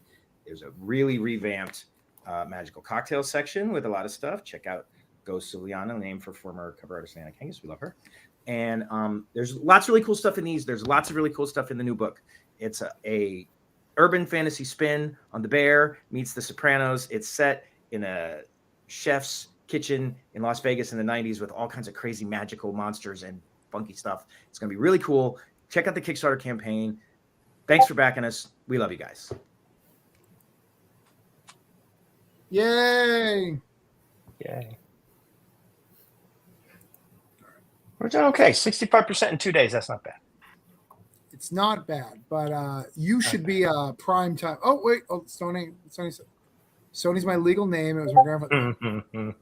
I want to hear your history, Stoney. They asked. We also, rather than plushies, we do have some fun. There's some good stuff in there. I'm never going to run out of Kickstarter Cloudbinder Comics koozies, so those are in there. We left out of this campaign, but we did them in past Kickstarter campaigns for this book. The Magical Bars matchbooks, so you can pick up some matches. Turns out we violated federal law over 150 times by putting those in the mail. Weren't supposed to do that. Oops. But you can get them from me at cons if you run into me. No plushies, but I can light you on fire. What's your next con? SPX. I'll be at SPX. I'm excited. It's my first time. And are you doing that instead of Baltimore? Because is it the same weekend this time or no? They're not the same weekend this time, but they're like a weekend apart or something. And I got a bar to run here in Orlando, so I had to pick one or the other. They don't let me leave every weekend. It turns out. I wish. Do you want me be to on talk the to road him? all year if I. Yeah, maybe I can talk to him. No, I need this job. It's good. And I love it. I don't get me wrong. I write comics about magical restaurants and magical bars because I love bars and restaurants. I love my bar. I love my kids. My staff right now are amazing. They contributed to the comic. Every single person who works at the bar that I work at right now, their name's in the book. Oh, that's awesome. Yeah, they did great stuff. They helped me come up with new cocktails, and it's going to be awesome. It's going to be really cool. I should next time Heather and I are out there, we should go on a date at your bar. You should come by. I heard him say he'd buy you drinks, Travis. Is it a datey bar? I don't need him to buy me drinks. No, I heard it. I heard him say it. He was like, free drinks for Travis if he comes through. But then I would just tip him a whole bunch, so it would even up to the same amount of money, like on me. So it doesn't matter which way it goes. I mean, maybe for Jeff because he'd get a bigger tip. So, but, I mean, maybe that's how it works. Is there a drink in the book that you could like make for him while he's there? I could make all the drinks for him in the book while he's there. They're well, we can't make the magical versions because sometimes collecting unicorn tears or the venom of the chimera can be a little difficult. But we do have real world drink suggestions if you can't get that kind of stuff, the stuff that you should use in real life. The digital version of we're doing a deluxe digital edition this time that my bar staff are helping me shoot a process video, literally of how to make some of these drinks, like how to properly stir this cocktail and how to shake things and how to make different ingredients and stuff. It's going to be really, really cool. It's going to be some stuff that's awesome. You've never seen in a comic book thing before. We're having fun. Are any of those videos going to be ready for the Kickstarter? We're hoping to have at least one done before we get the campaign done. It's a process we've never attempted before. But yeah, we're having a good time shooting that stuff. I'm literally taking classes on like how to properly film cocktail mixology stuff. So it's going to be great. Sounds good. Jack Goodman, who did a Rumpelstiltskin thing, said he loves that book and thinks this book looks good. So I shared it out again. So I need people to back it. If you haven't backed it, please do. I backed it, so that I stand by it. So that's a good thing. Good. I'm going to keep you on the list for a minute, but we did get your. Well, I'm going to cross you off the list, but I'm still going to come back to you because I want you to get more money. Not happy. Corey, you didn't spend enough. Wasn't happy. We're going to keep sharing that out. All right. You just let me have your credit card numbers, and I'll spend as much as you want. All right, I appreciate that. Daniel needs to go to sleepy bye. All right, Daniel, when you wake up, you are going to see a message from me. Well, probably if this doesn't take too long. Good night, Daniel. Good night, Daniel. And I'm going to share this on my list. Oh my God, I meant to tell Daniel I was on a panel at San Diego with somebody who knew him. Shoot. With someone who knew him? Yeah. Lady who runs a con in his neck of the world. Is it the Jewish con? Yeah. That he likes? Yeah, the lady who's the organizer of the con and I were on a panel together. And dude, I heard that con was so good. That Jewish con was so good. Like I've heard it was great. Yeah. Well, I heard it from the organizer, but yeah, she said it was awesome. She was really sweet. She was a cool lady. Yeah, from several people saying that con was really good. All right. So I marked you off my list. All right. Next up, let's go to Carissa. I had you at 93, trying to get you to 94. We got 94. I would like you to have more, though. Okay.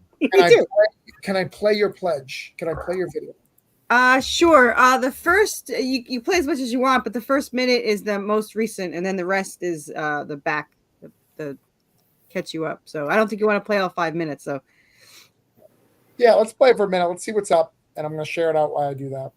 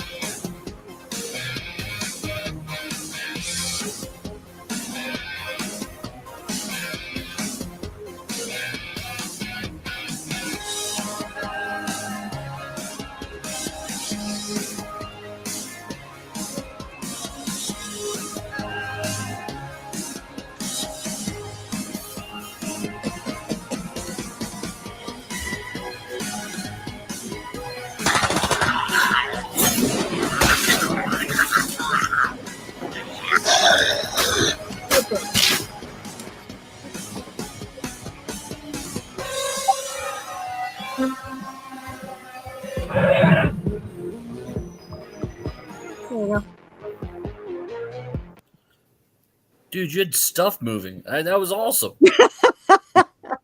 I did have stuff moving, yeah. The hell just happened? I really love animation, so I animate covers when I get them. That was awesome. Why, thank you. Yeah, I would love an animated series one day, but I don't have that kind of dough. Big push, guys, to try to get this baby to we want to get this to 100 backers at least. We want to try to get to 3K.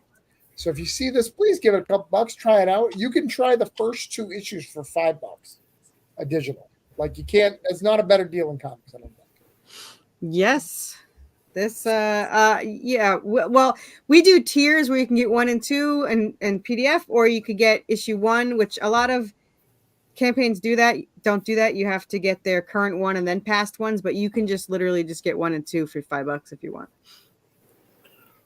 Oh, you just offer just the first 2 issues, like in case they just want to test it out. Yeah, the top tier there. Yeah, that's a smart idea, though. Yeah, you can get number 1 for 10. Yeah, and then if you wanted 1 and 2, you can get 2 in an add-on if you want to. But yeah, the popular one this time was the catch-up tier for 25. So a lot of people did that one, which I'm all for. So. It's a good deal. $25 for 12 issues is a good deal. Yeah. Good and we have some funky add-ons. You know, we have printed coloring books. We have digital coloring books. We have, you know, other stories. We have, of course, plushies, Travis's favorite, and charms and stuff, and metal covers, metal trading cards. So let me ask you something, because you do seem to have a ton of like extras. Like, how much do you feel like that's helped you over the course of like 12 Kickstarters? Like a ton. Yeah. I don't think I would come close to the numbers that I have I mean, because like, for example, today I had somebody do $115 to get the black light metal cover. I had somebody do all the metal trading cards, and that was a couple of $100. So everyone has their thing. I have 2 people that always gets plushies. I have a couple people that love the wooden engravings, and I'm starting to know who likes what, and I make sure to get those. So, you know, they like coins. A lot of people like coins, which I love because they're easy to ship. Trading cards are my favorite because they have the highest resale, I guess you could say, and they ship really easily. So yeah, we have coloring books. There's actually 2 different coloring books in there. They're about 26, 28 pages each. You also get, with the coloring books for $5, you get the PDFs and the PNGs for it, because I don't know what people like with that. I wasn't going to have digital, and someone asked me, and I was like, sure, what the hell. The Western's going to have one too, and I'm working on the 3rd one. So I'm going to have a 3rd coloring book probably in January. Olivia is a colorist. He was a colorist in Cthulhu Invades Neverland. He's so he does love to color. He's a good colorist, if I do say so myself. He's no Stoney, right, Stoney? Well, I mean, few people are. Few people. Just to give you an idea why I make that joke, Stoney is actually a good colorist, but when I met him, he was not. I will say that he was not. So we taught him.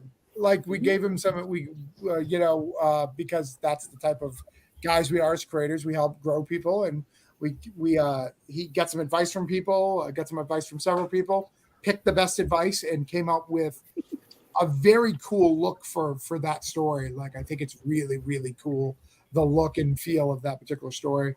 And then now he can color in multiple styles, can't you, Stoney? Like, you have multiple styles now. Yeah, finally. Man, Jeff, anything flat that weighs nothing is a good way to go. Correct. All right. Interesting, Lori. Interesting. Lori. Sorry, I'm getting private messages and I'm getting excited. You ever just so I'm pairing up a team, and like I gave this person a whole bunch of lists. I swear, if I give someone a list of artists and I'm like, this is the person they're going to use, they will use the one I'm least expecting them to use every time. I don't know why. I don't know what it is. It's just the way it works. All right. Do you pair people for these books, for the Cthulhu books? I didn't know that. I do. Yeah. Because I want to take care of people, and I know that not everybody has the ability and the resources, not the financial resources, but like the network that I have of people who will, like, people who trust me, who are okay with being. I didn't know that. I thought we had to bring a team. Huh. No. I'll pair you up with someone. It's best for everybody to try to bring your team and to try to work with other people, but there's nothing wrong with meeting and learning and from other people as well. I've done both. I've brought writers with me, and Travis has paired me up the last 2 times, actually.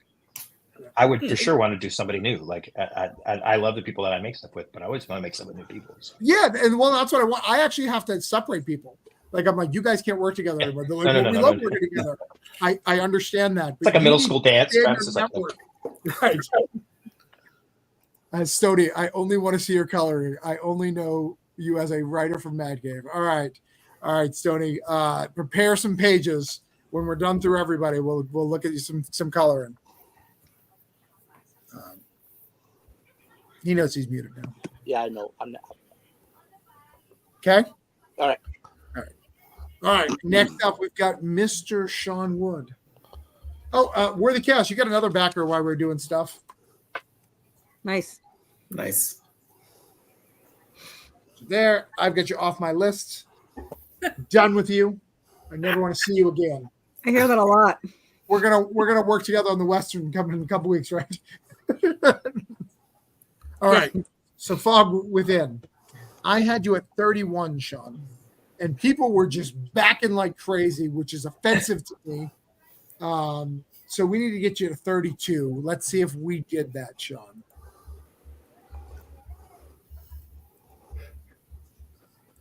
You said 32. I said 32, but let's see where he's at. I closed his window because I'm an idiot, and I've never done these shows before. Boo! Damn it! Boo this man! Boo! I found it. I'm just proud, James. That driving down the road in a truck and pretending that we can hear you. That's been the best change. We're at 32. I needed you to get to 32. We got you to 32.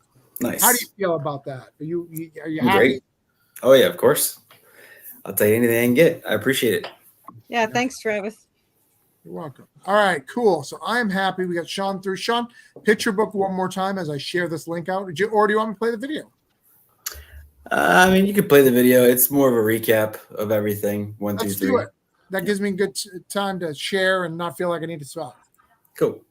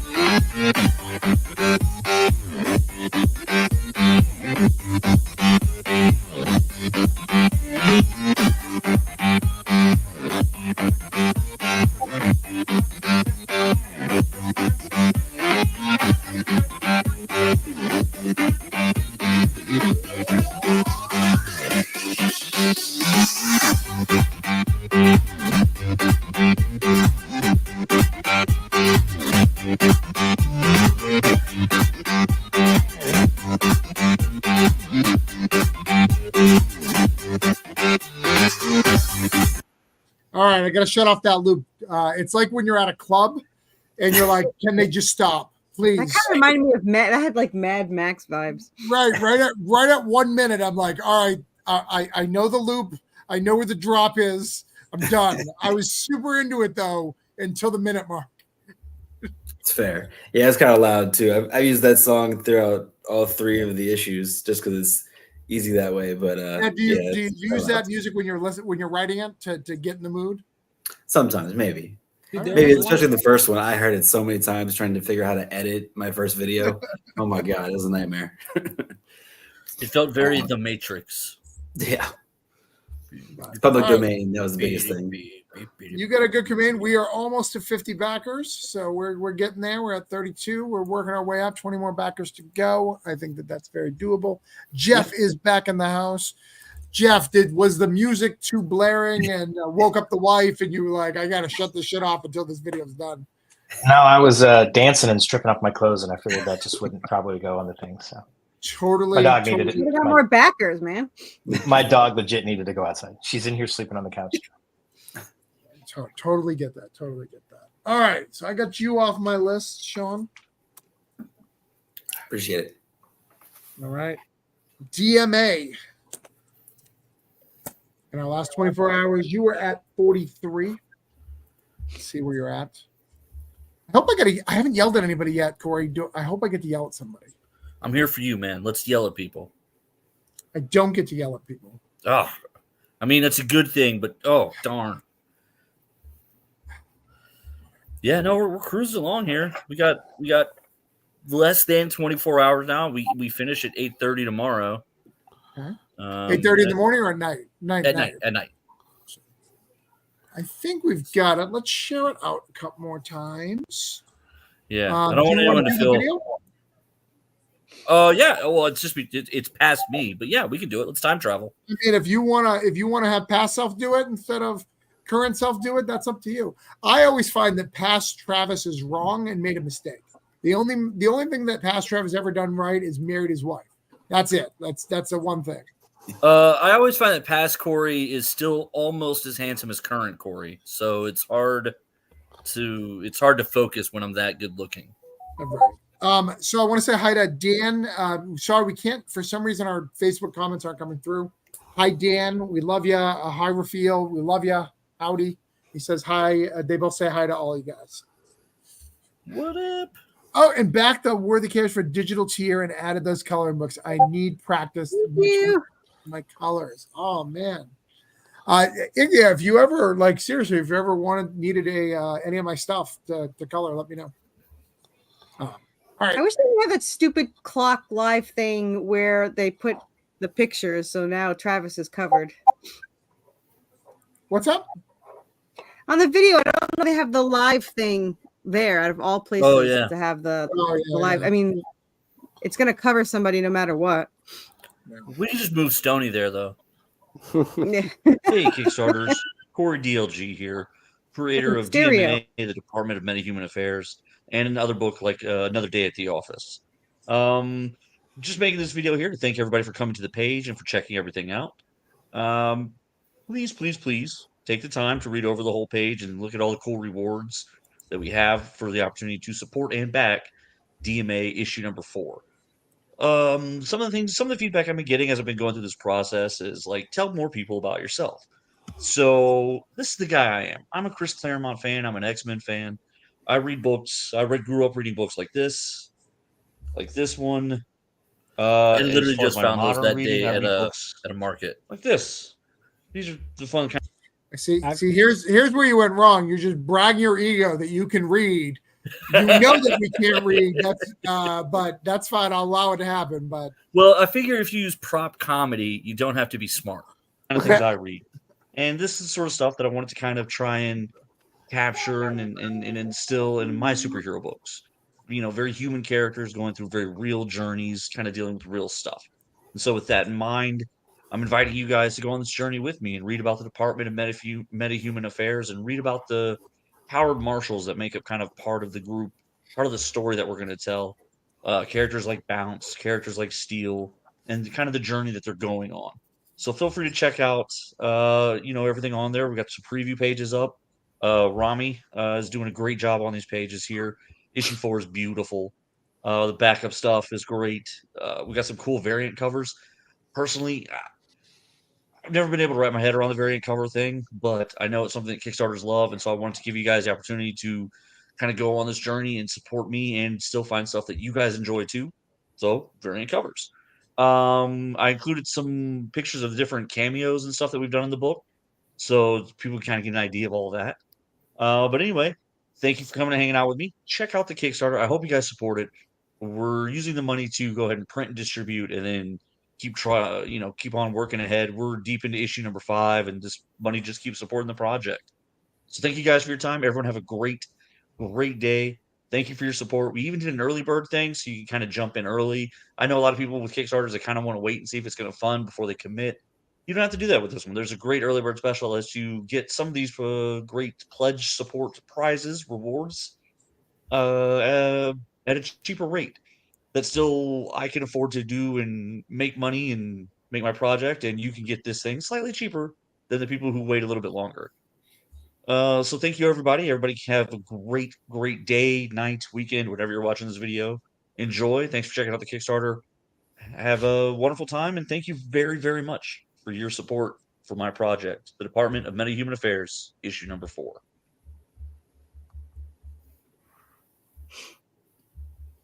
All right.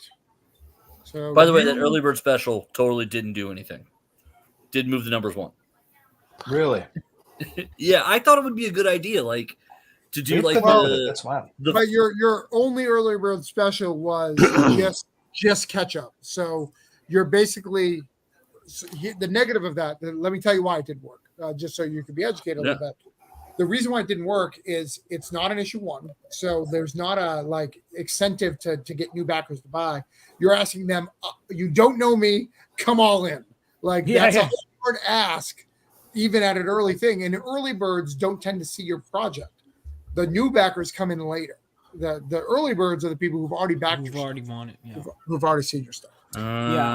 Maybe some special prize for them, like some one-off print or metal.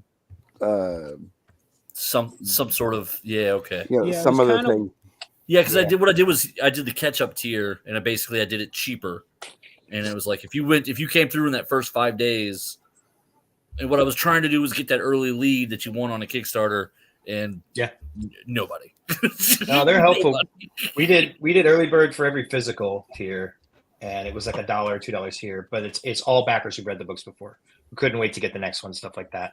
And then this time we did one that's called the I Know the Owner tier, which is a very popular thing that people say in bars, and it comes with some goofy swag that you won't get otherwise. But that was a tier that was limited to 10.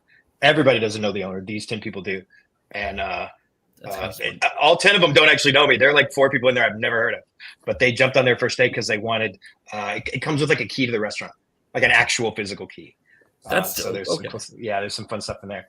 But by limiting it super small and keeping it to this is an early bird, but you're going to miss it if you don't grab it right away. And that helped a lot too. Like all 10 of those went on the first day. Yeah, I was going to play on this. If this funds and I manage the next one, I'm going to play with doing limited quantities and stuff. I don't know if I think I'm going to let someone else do it next time. I'm going to pay someone else to do it next time. I don't want to do this again. There's positive, negative of that we should talk about, but that's more of a group discussion. So yeah, bring it up. There's positive, negative of that. I mean, I do my own stuff, but I also have I'm really good at maintaining my mailing list and stuff. So when people back my stuff, they'll get an extra like full cover if you're a part of my Substack and you pay for it. Like you can get a free fucking trade. Like this is the cover you get for that. Even Sony doesn't have this cover, or maybe he does. Did I send it to you? No. I sent one. And Dan, do you do any raffles? The first year you ever get a raffle for the original art. You're not supposed to do that, Dan. But yes, there's rules about raffles. People do that shit all the time. But wait, are you really not supposed to? Is that there's all kinds of federal laws about raffles, dude. Oh yeah, okay. Good thing I didn't do anything like that. Yeah, we call them charitable giveaways at our store. If you do any research about it at all, it becomes a headache not worth bothering with. Yeah. See, that's the problem with a lot of us creative types. We don't do that. Yeah, we save that for our writing. Yeah, it is in Texas. Basically, if you just don't use the word raffle, you're not breaking the law for whatever reason. I don't know why that is, but so what? You could just say. Like the law is specifically a raffle law. In my day job, I manage a sports card store. So when we do ticketed charitable giveaways, we that's awesome. We do the same concept. There are ways gambling, like different words for game. Can you do that with like any crime? Well, it's not murder. Yeah, it's not murder. I unalived him, sir. He was boring. Well, that's the entire purpose of the law community. I am in Texas, Dan Price. Wait, am I supposed to say that? Do you need my address too? Yeah, give us your exact coordinates, please. Yeah. The front door's unlocked, so no to murder? Walk in. Yeah, I don't know. You can pick up your orders now. Back him and then... Dan says, Corey, you're in Texas? I am. Where in Texas? Austin. All right, nice. I'm in Houston. I'm in Conroe, actually. Right on. Oh. Austin, yeah. All right. Next up is we'll do Cthulhu again because I'm scared to go to Vaughn because he says words that don't translate in my audience. But we'll come in a minute. And if nobody backs, I'm going to do him one better. So I'm kind of. It'd be better for him not to get him back. To be honest. All right. We'll go to Cthulhu. You are at 479. I don't know the money. Oh, the money was 24,920 on our way to the 3K, which we'll probably get there. And look, we got a backer. Somebody Ooh. physical tier. Hey. That book looks Appreciate great, you man. guys. We appreciate you. We love you a long time. Matthew Dunn says, does anybody know about the best pirate comic in Kickstarter? I sent him a link to the StreamYard. We'll see if he joins us in a minute. We'll have Matt Dunn talk about it himself. Martin Dunn. I always call him Matt. I don't know why. His name's Martin. He's talked to me for hours, many times. Share that out. Get that going. Share here. Get it. All right. We'll bring it up one more time. I'll pitch it this time. Or no, do you want to pitch it, James, since Stoney pitched it last time, or do you want me to do it? I don't mind pitching. All right. Tell us about Cthulhu Invades Fairy Tales. Cthulhu Invades Fairy Tales is one among other chapters. We have been to places like Oz. We have been into the darkness of Wonderland. We have been into the caves on Neverland. And now we are in Grimm's Fairy Tales. Cthulhu is busting its way through its different dimensions and landing its way inside of characters' others' worlds. And here we have an anthology with hundreds of pages, dozens of creators in each book, and each one of them is assembled by Travis Gibb. These things are awesome. They are the highest quality anthology I've ever been a part of, and they're actually physically fantastic. I'd show you an example, but I can't. I can't because I have sold out of them at every con I've been to. So I don't have any examples today. But this thing is worth your time, not only because of its quality, but because of its size. It's got over 170 pages of awesome indie creator artwork. And not only that, but the indie creators that are in it aren't just every single indie creator. They're not just people Travis knows and waved at. They're people who have skills, people who are here for a reason, and people who are telling really good stories. Yes, thank you. We got another backer. Thank you, whoever that is. We appreciate that. Yeah. This book looks awesome. I've been putting off reading Call of Cthulhu. I even just wrote a post-it about it, only to find I already had one. But I've been meaning to read Call of Cthulhu, but I have shot attention span, and I need to fix it. They're short books, man. Or even just audio. The original works. The original works. Oh, Dan just back. Thank you, Dan. Thank you, Dan. Yeah.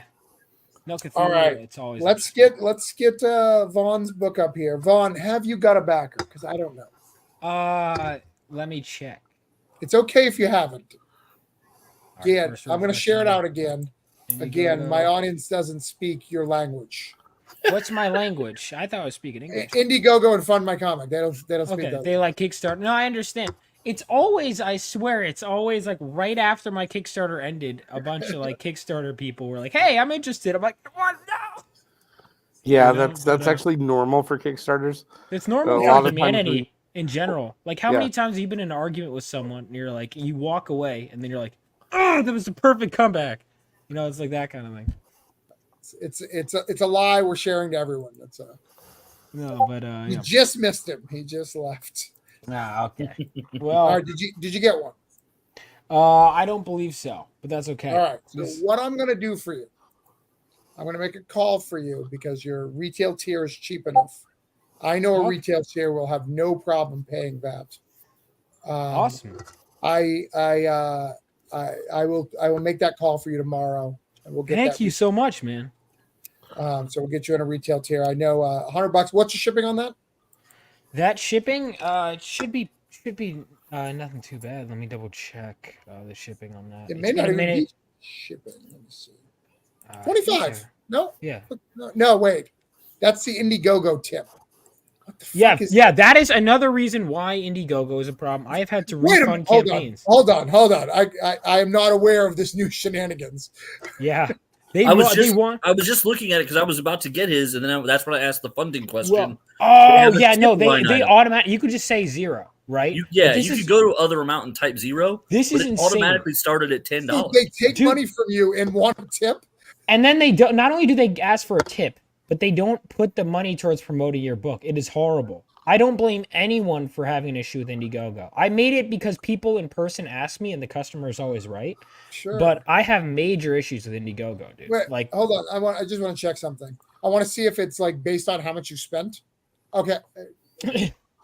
proceed to checkout. Then they're like, Oh, okay. $10. So yeah, it's $10. Okay. So it is at least based on what you spent. Still But the audacity. Crazy, but I have never been to like the audacity for them. But it looks like you forgot to put shipping on your retail tier. Did I? Or maybe it's just covered then. Is what did I do, man? Did I really just forget? You probably did. I mean, I do. I don't charge shipping for retail. I want them to make as much money as possible. Well, yeah. Listen, I'll take what I can get. Exposure is exposure. Right. 10 copies. I will make that call tomorrow, and they will probably back before the end of the week. How many copies is it for the $100? For $100, I believe it is 10 copies. 10? Yeah, which is I'll 65 talk to my page comic book. guy. We can put it in our store. Thank you, man. Yeah. I always forget you got a store. I think, but yeah, I forget what. Let me check what it is on my comic, because I did that first. Is that retailer? What was it supposed to be? Did I do it wrong?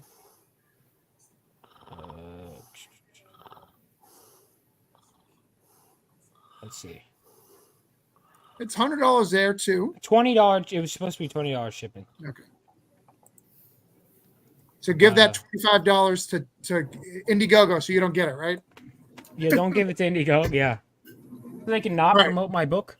Yeah, let's see what we can do. That's an affordable tier. All right, thank you, man. So I can make that happen, I think. All right, so tell us about your book one more time.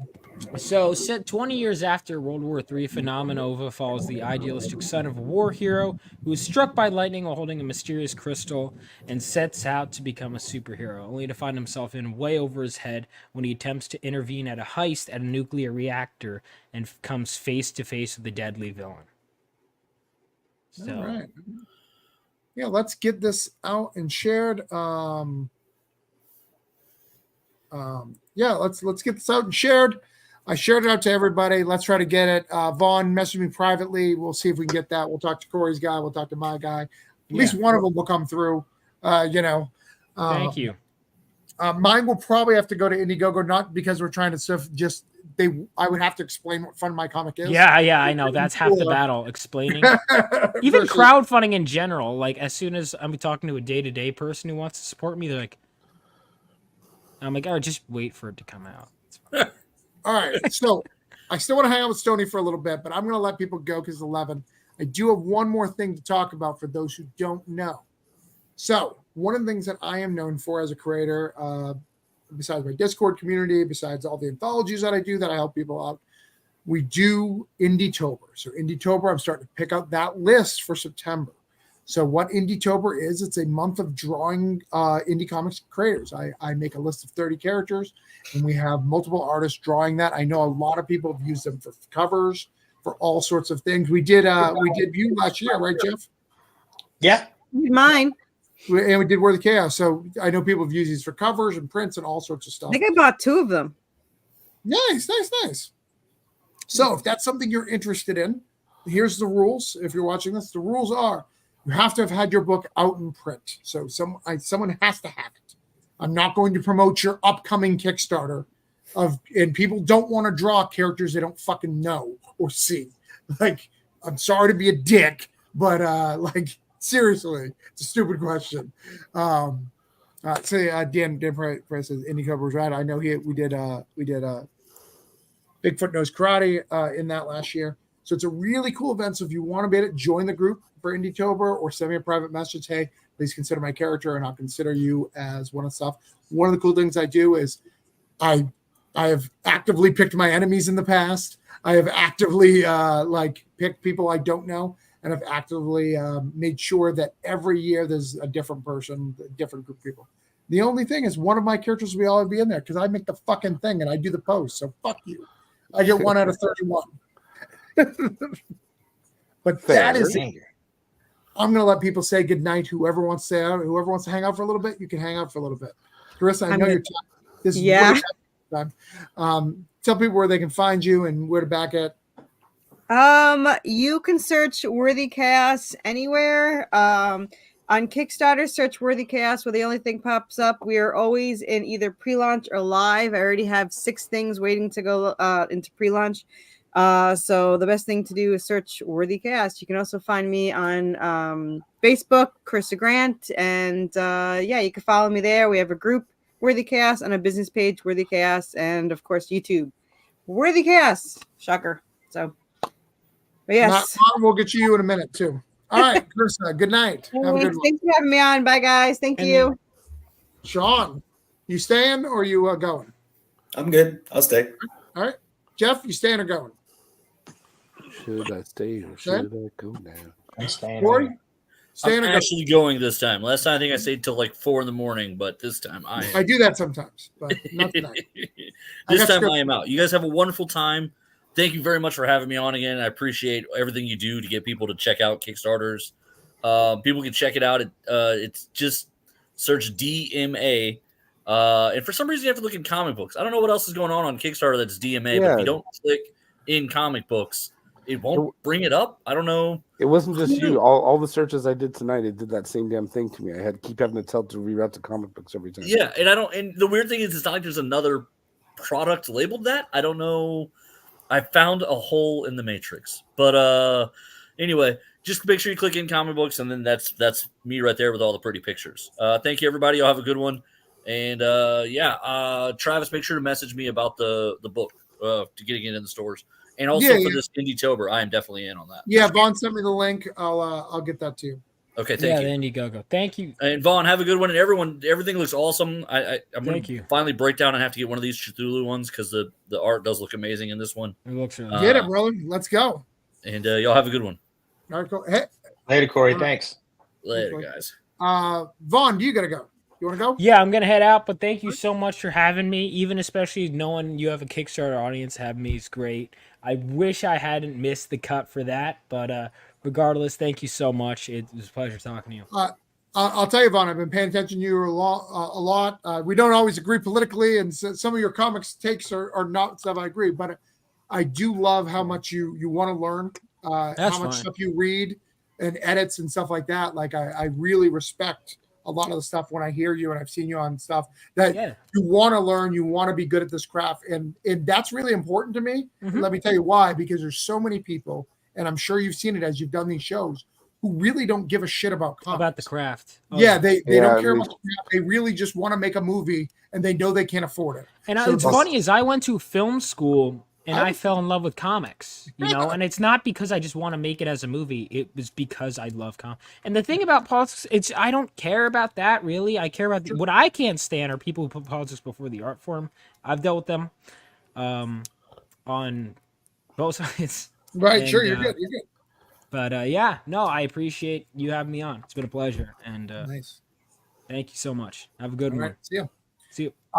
James and Stoney, you sticking around? Yeah, I am a little beat up. I've been fighting. He's in California time, so it's like dinner time, I guess. Yeah. Right. What time is it, California? 8. It's 8 o'clock, which is reasonable, but I know bedtime, James. I understand. You're an old man. Good night. Adios. Thanks for coming on. All right, Martin. Every time I've ever had you live, it's always you laying in that position, and I'm worried about your neck. Do you have neck problems that you have to lay in that position? No, I didn't even expect this to be a thing. I saw you were on, and I was like, oh, I'm gonna make a smart comment. And no, you are always welcome on anything I do, Martin. Martin, if you don't know, if you become friends with Martin, he will hang out with you for as long as he can physically do so. At any con or stuff, because he loves people and loves to talk and hang out and talk comics.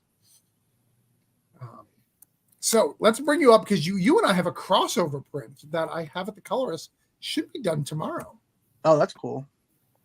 Yeah, that was funny. Just because Mike hit me up and was like, he actually asked Zoran. I'm not even the art team on my book. Like Zoran, I know. And Zoran's on vacation, so he's not even available. And I was like, well, you want me to do it? He was like, if you want to try. And I threw it together, and it came out pretty good. Yeah, I think it looks great. Let me see. It should be in an update, right? I think it's on there. I Well, he hasn't put it on his update. I'll have to ask Mike to put it up an update. Yeah, I think it's on the top. Yeah, it's right. It's right here, but I'll try to get him to do an update because that's the big thing. Yeah, like yeah.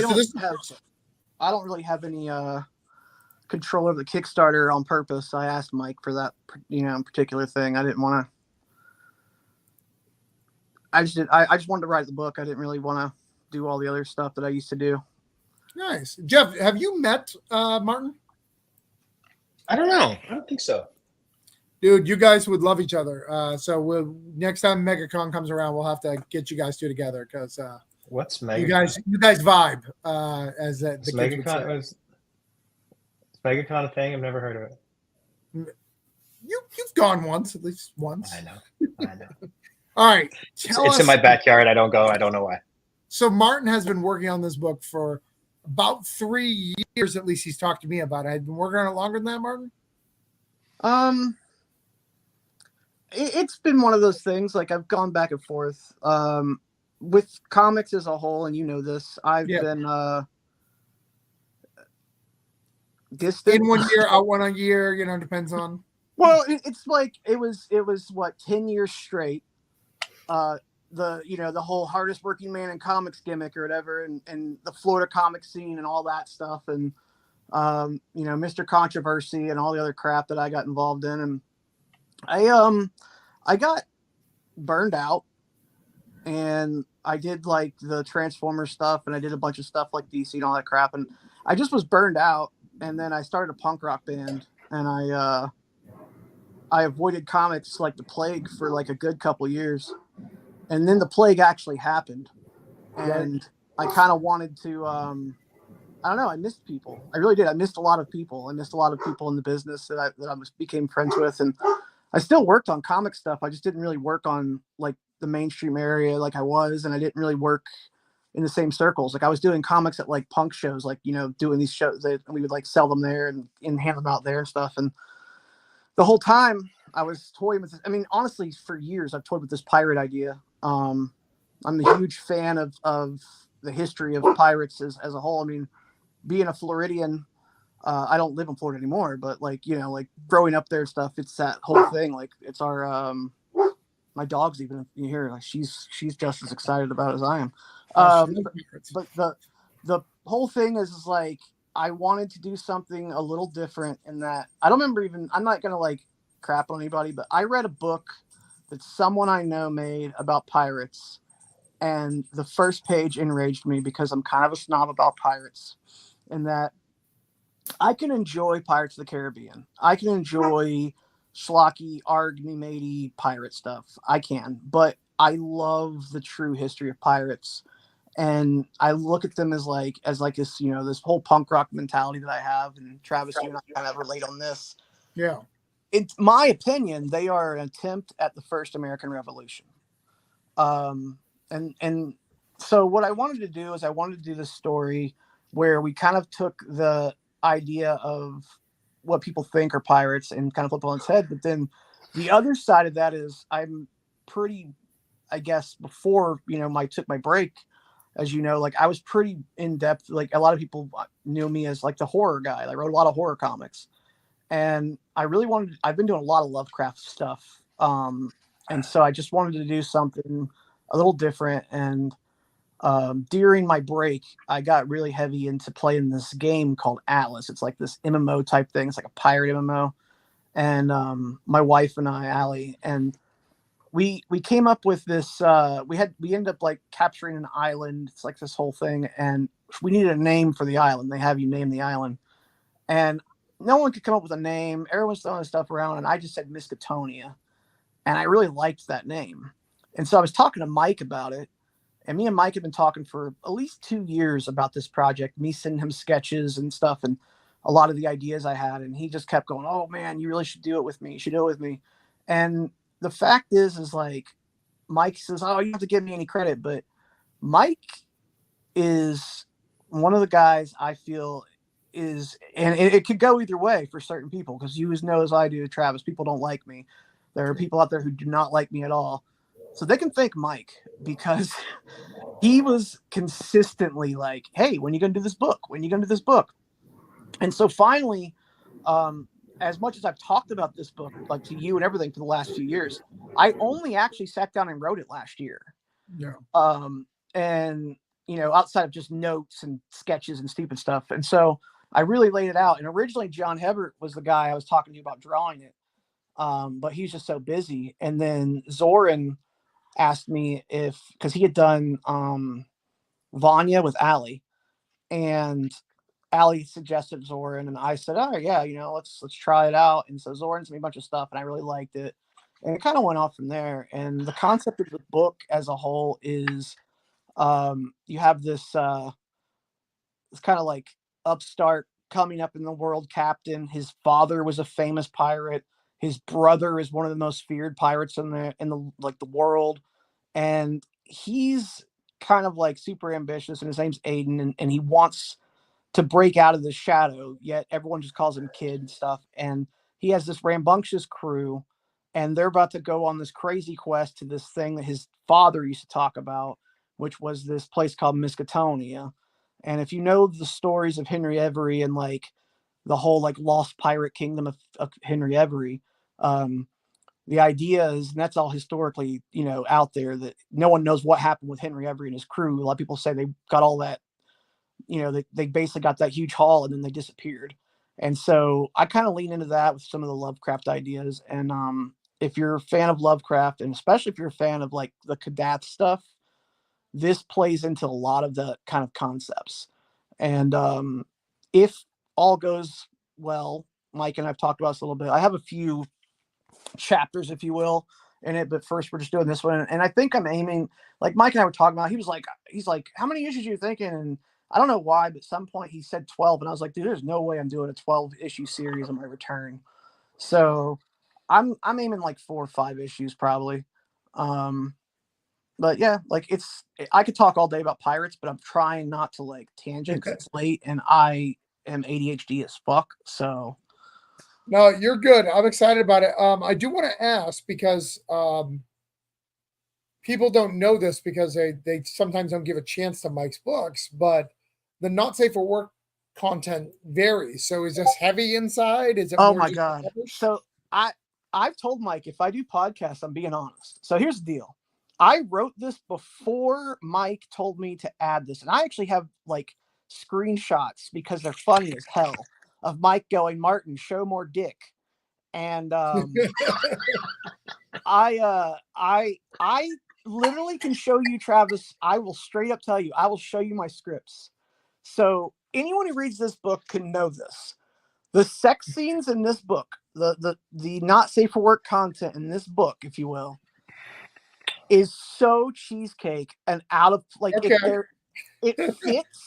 it fits only narrative in the narrative way, only in that you could also go, wow, this is just here. Like, yeah, I could tell. Like I had scenes where like a character seduces this woman and it's this whole thing, but I never actually, in the original script, I never actually showed the sex. It just kind of insinuated that's what happened. Sure. And it was like more for comedic effect. And I think he actually shared that page. It's like, you see like the maid or whatever, and she's like screaming. That's the, like that page. Yeah, it's that. I think it's that one right there. Yeah. So that it just insinuated like you see him and her talking, and the next thing you know, it cuts to that. Right. And so because of that, Mike was giving me shit for not having enough of the content, if you will. And he's like, "Come on, you got." And I was like, "All right." So at first, I was just thinking it was like, the covers, and I've never done one of these type of books before. Sure, yeah. And so I was like, all right, dude, whatever, I'll try it, whatever. And so I literally in the script wrote, Zoran, draw a sex scene for Mike here. That's literally all the sex scenes in the book. That's how they are written in the script. Zoran, draw a sex scene for Mike here. I feel I want the digital deluxe with the script so I can see that. But we need to talk to Mike. I will send you screenshots of it. It's so funny. But my favorite thing ever is Mike yelling at me at one point. Not like really yelling, but like jokingly going, he's like, show more dick. And I'm like, I'm screen capping that. It's like that right there is, I can use that forever. My other favorite one was I don't know if you saw when I shared the the graphic the one day, and I had a screenshot of him saying, "Martin, I don't read," over and over again. Right. So I had sent him the original of it, and he goes, "Man, I don't know, it's kind of hard to read, like the font I used." Right. And I could not help myself but to send him back that graphic with just a screenshot of him saying, "Martin, I don't read," over and over and over again. And being like, because he said to me earlier in the same day, because it was like this, I'd asked him, I go, "Did you not read the thing I sent you?" And he goes, "Martin, I don't read." And so then now I sent him this, and he's like, "Oh yeah, it's hard to read." And so I had to take that opportunity to troll him with that one. And then he was like, "You should share that one. You should just post it." And I'm like, "All right." So I posted it. Nice.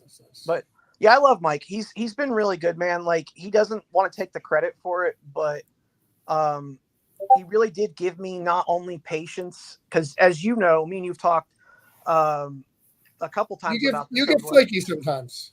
Like, I don't want to say I don't like flaky. I don't think flaky is the right word. Okay. Because flaky would insinuate that I am dedicating or I'm committing something, and I have, and then Right. I feel like I've been very wishy-washy on am I coming back or not to comics. I miss it. I have missed it. I still miss it, but I don't miss the drama, dude. Sure. I don't miss the work, if that makes sense. Like, I had a different perspective back when I was where you're at now. Just even hearing you talk a little bit ago, I was so like happy to hear like the amount of knowledge that you have kind of like grown with in the last 5-6 years, compared to like whenever I used to do those panels and you would come out to those with I forget his Rob and sure. all that stuff. And I remember the last time I think I did a panel with Rob, and I think you were there. If you remember, I seemed really uncomfortable the whole time, and that was right after my burnout. And I didn't say it at the time, but he had that little packet with all that stuff in it about like about writer's block and about all these different things about burnout, and it was all stuff from my website, from my old I Make Comics website. Right. And he kept talking about how like this all came from Martin and da da da. And I didn't want to say it and embarrass anybody or anything at the panel, but I can say it now. I'll tell you, I don't believe anything I said back then when it came to that stuff. Sure. Because I'd never had burnout. I went 10 years on fire, dude. Like, I was working on like 12 books at once. I was writing, drawing, editing, doing pre-press, doing everything. And eventually, not just for my work, but everyone else that I was helping, I hit a wall. And it was that year when Josh Fauner died, who was my podcast co-host. And when Josh died, and everything kind of fell on me. Like, it just kind of felt like, what am I doing? And then just, the war with certain people who remain nameless that but just all that nonsense all the time. And I'm like, man, I just wanted to make comic books. I don't know why this has to be like this all the time. And I think getting away from Florida helped, and I think getting away from comics helped a lot, because my perspective is way different than it was before I left. I'm way more chill and relaxed about it all. The funny thing was someone had made a comment to me not horribly long ago. I'll keep their name anonymous, but it is about you, Travis. And they said that you had kind of taken my mantle of being the guy to tell people to fuck off if it needs to be said. Oh. It made me laugh. I was like, that's cool. I like that. I like that there's someone still in the scene that's willing to tell people what's up. And this is why you need to hang out with Jeff Ryder. Jeff Ryder is someone who does it more than me. Like, it's so yeah. I do. I mean, you're willing to if it needs to be said. Yes. Who, me? Yes, you. I am exceedingly polite. So I will say it to you in such a way that will wither you without you even realizing I was being mean to you. Yeah. I don't suffer fools for sure, and I don't tolerate people who are unpleasant to other human beings. There's no reason to be an asshole ever in the world, no matter what. So I'm certainly that guy, although probably not all that flamboyant about it. Right. Yeah. See, I'm not going to stab you. I'm just going to slide it in. It's going to be discreet.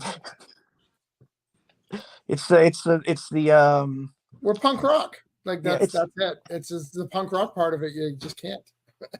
and that's the thing. Like, and I love that. Like when I did MegaCon, that was the first big show I'd done since the break when you and I kind of reconnected. Right. And I liked a couple things about that show a lot for a couple of different reasons. And it's kind of cool to be able to talk to like you guys about this because you guys will probably understand this because a lot of people I've talked to, they're not in comics, they're music people and stuff. But it was nice to have people that were fans and then friends that were happy to see me. But it was also kind of nice to see all these new people in the industry that did not know who the fuck I was at all. For one, I feel like an asshole. You introduced me to him at the show. You and Ruben. Jeff, is it Jeff? Is that his name? Joe Smokey? Yeah, that's it. Joe Smokey. And I love that I got him so good because I went up to his table. I was like, and he didn't realize that, he had met me earlier in the day. And I was like, oh my God, did you make these books? These are so cool. And he just started telling me all the process of making comic books. And I thought that was so funny. Because, I'm the guy that people used to do that shit to all the time. So it's really cool to not have to feel like I'm trying as much anymore. Like I just want to make stuff that I want to make and have fun. And that's why like Mike and Bad Bug were perfect for me because when I talked to Mike, I was like, I don't want to run a Kickstarter. I don't want to deal with shipping and all the stuff that made me want to just jump off a bridge before.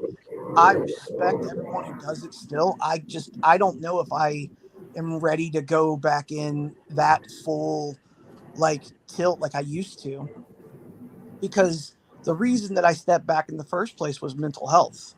I was gone, man. Like I had done so much and I was so tired and I was so burned out. And I mean, if you remember, I walked out on DC Comics, which like is crazy. And you think about like, I always make the comparison to some people is, you remember the Looney Tunes episode where Wile E. Coyote finally caught the Roadrunner and didn't know what to do with him?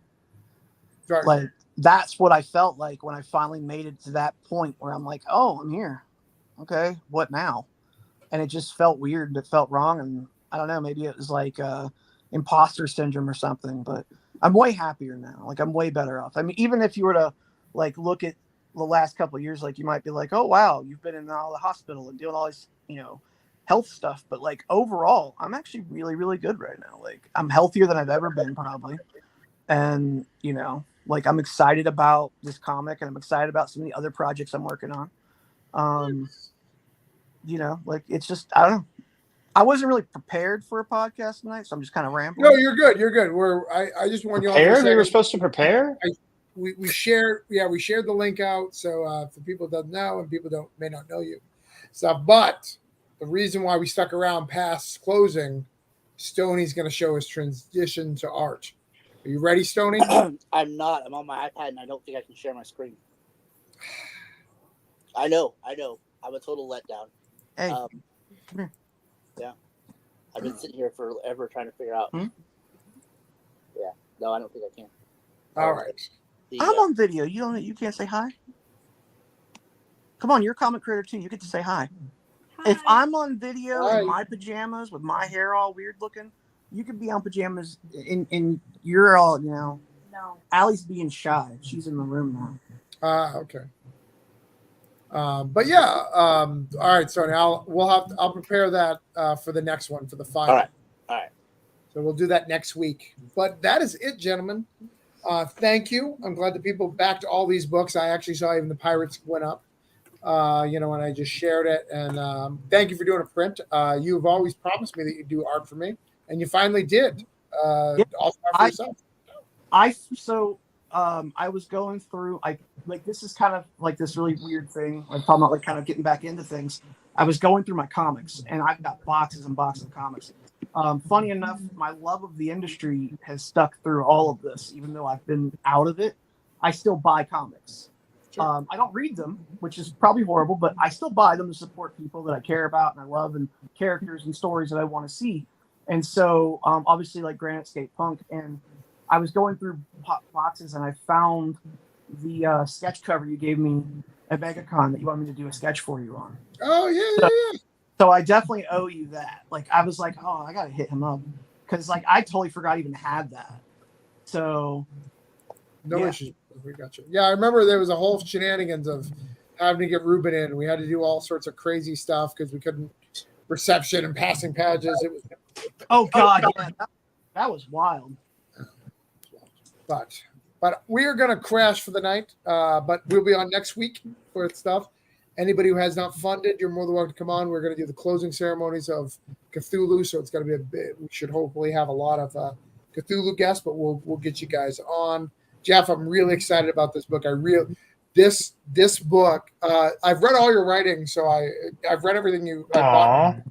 Everything, and I really love your talent. But this book, I would have bought if I didn't know you. Yeah.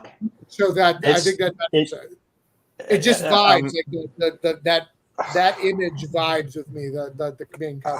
I thought it was going to blow up. It's doing okay. We'll see. I have a weird feeling about this one, but that's okay. Yeah, I think it'll be okay. A lot of people are saying they're struggling right now. Yeah, and I mean, and I'm whining and crying, struggling about being at like 65% in 2 days. Like, give me a break. Right. What do I have to cry about? But yeah, this one is really personal, and it's a different vibe than even some of the other cocktail books. But it's a good chance. I haven't made a book in this world in a couple of years, and so it's really great to get into it. And there's 2 more right on the heels of it. Like, when she was talking about, I've got 5 books in the bank, like we've got the next 2 preparing to go as well, and so I'm ready to get this one done so we can move to the next couple because they're gonna be fun. I think. Are you familiar with Ram V's food book? Yes, I've not read it, but it's sitting in my stack over here. Yeah, I think if you start presenting it like people who like this, how you put that term, I think that'll help how people understand. Because based on what you said about it, and based on that book, I think that you've got a lot of ties. So, and that book did really well. No, well, now I'm gonna have to get it out of my gigantic stack of unread stuff and read it. Yeah. Oh, I'm so behind. Yeah. So do you know the basic premise of it? I don't. It's Ram V and food, and so I just bought it and crammed it in my thing. So yeah. The basic premise is that he's a djinn, and he's he's a djinn and a cannibal, and he makes random food out of that as he goes and does cannibalistic stuff. But he also has recipes in there of how to make non-cannibalistic. Very, very similar to what you've already. He probably read your book and stole it from you, to be honest. He may have, yeah. I'm going to say that he did. I'm going to claim all credit for Robbie's success right now. Yeah, all of it. You got to be careful saying stuff like that. I can tell you that right now. Unless it's somebody like, yeah. We don't actually believe that. We're good. Yeah. No, I was just being funny because, like, I've been down this road. It's not fun. Yeah. If Ron McVie wants to steal ideas from me, he's welcome to have. But yes, that is it. We're all good. Sean, you good? I'm good. Just enjoying the conversation. How are you feeling about your book? This is number 3. How are you feeling? Yeah, good. It's gone a lot faster than the last 2. So okay. We did the draw into your win in the first 30 minutes, all 3 of them. So somebody was waiting for him. So that was awesome. All right, man. All right, good. Yeah. Get that out there. I think you have a great book. I think it'll be good. Stoney, and before one more last, this is all my personal conversation. Stoney, you're thinking about a pitch, you and Ben? Yeah, absolutely. We're working on an outline right now. So. And Martin, I'm glad to have you back, and I'm glad we're doing something together, even if it's indirectly. Definitely, man. All right. Well, that's it. I'm going to do my outro, and we're done for the night, gentlemen. Peace. Later.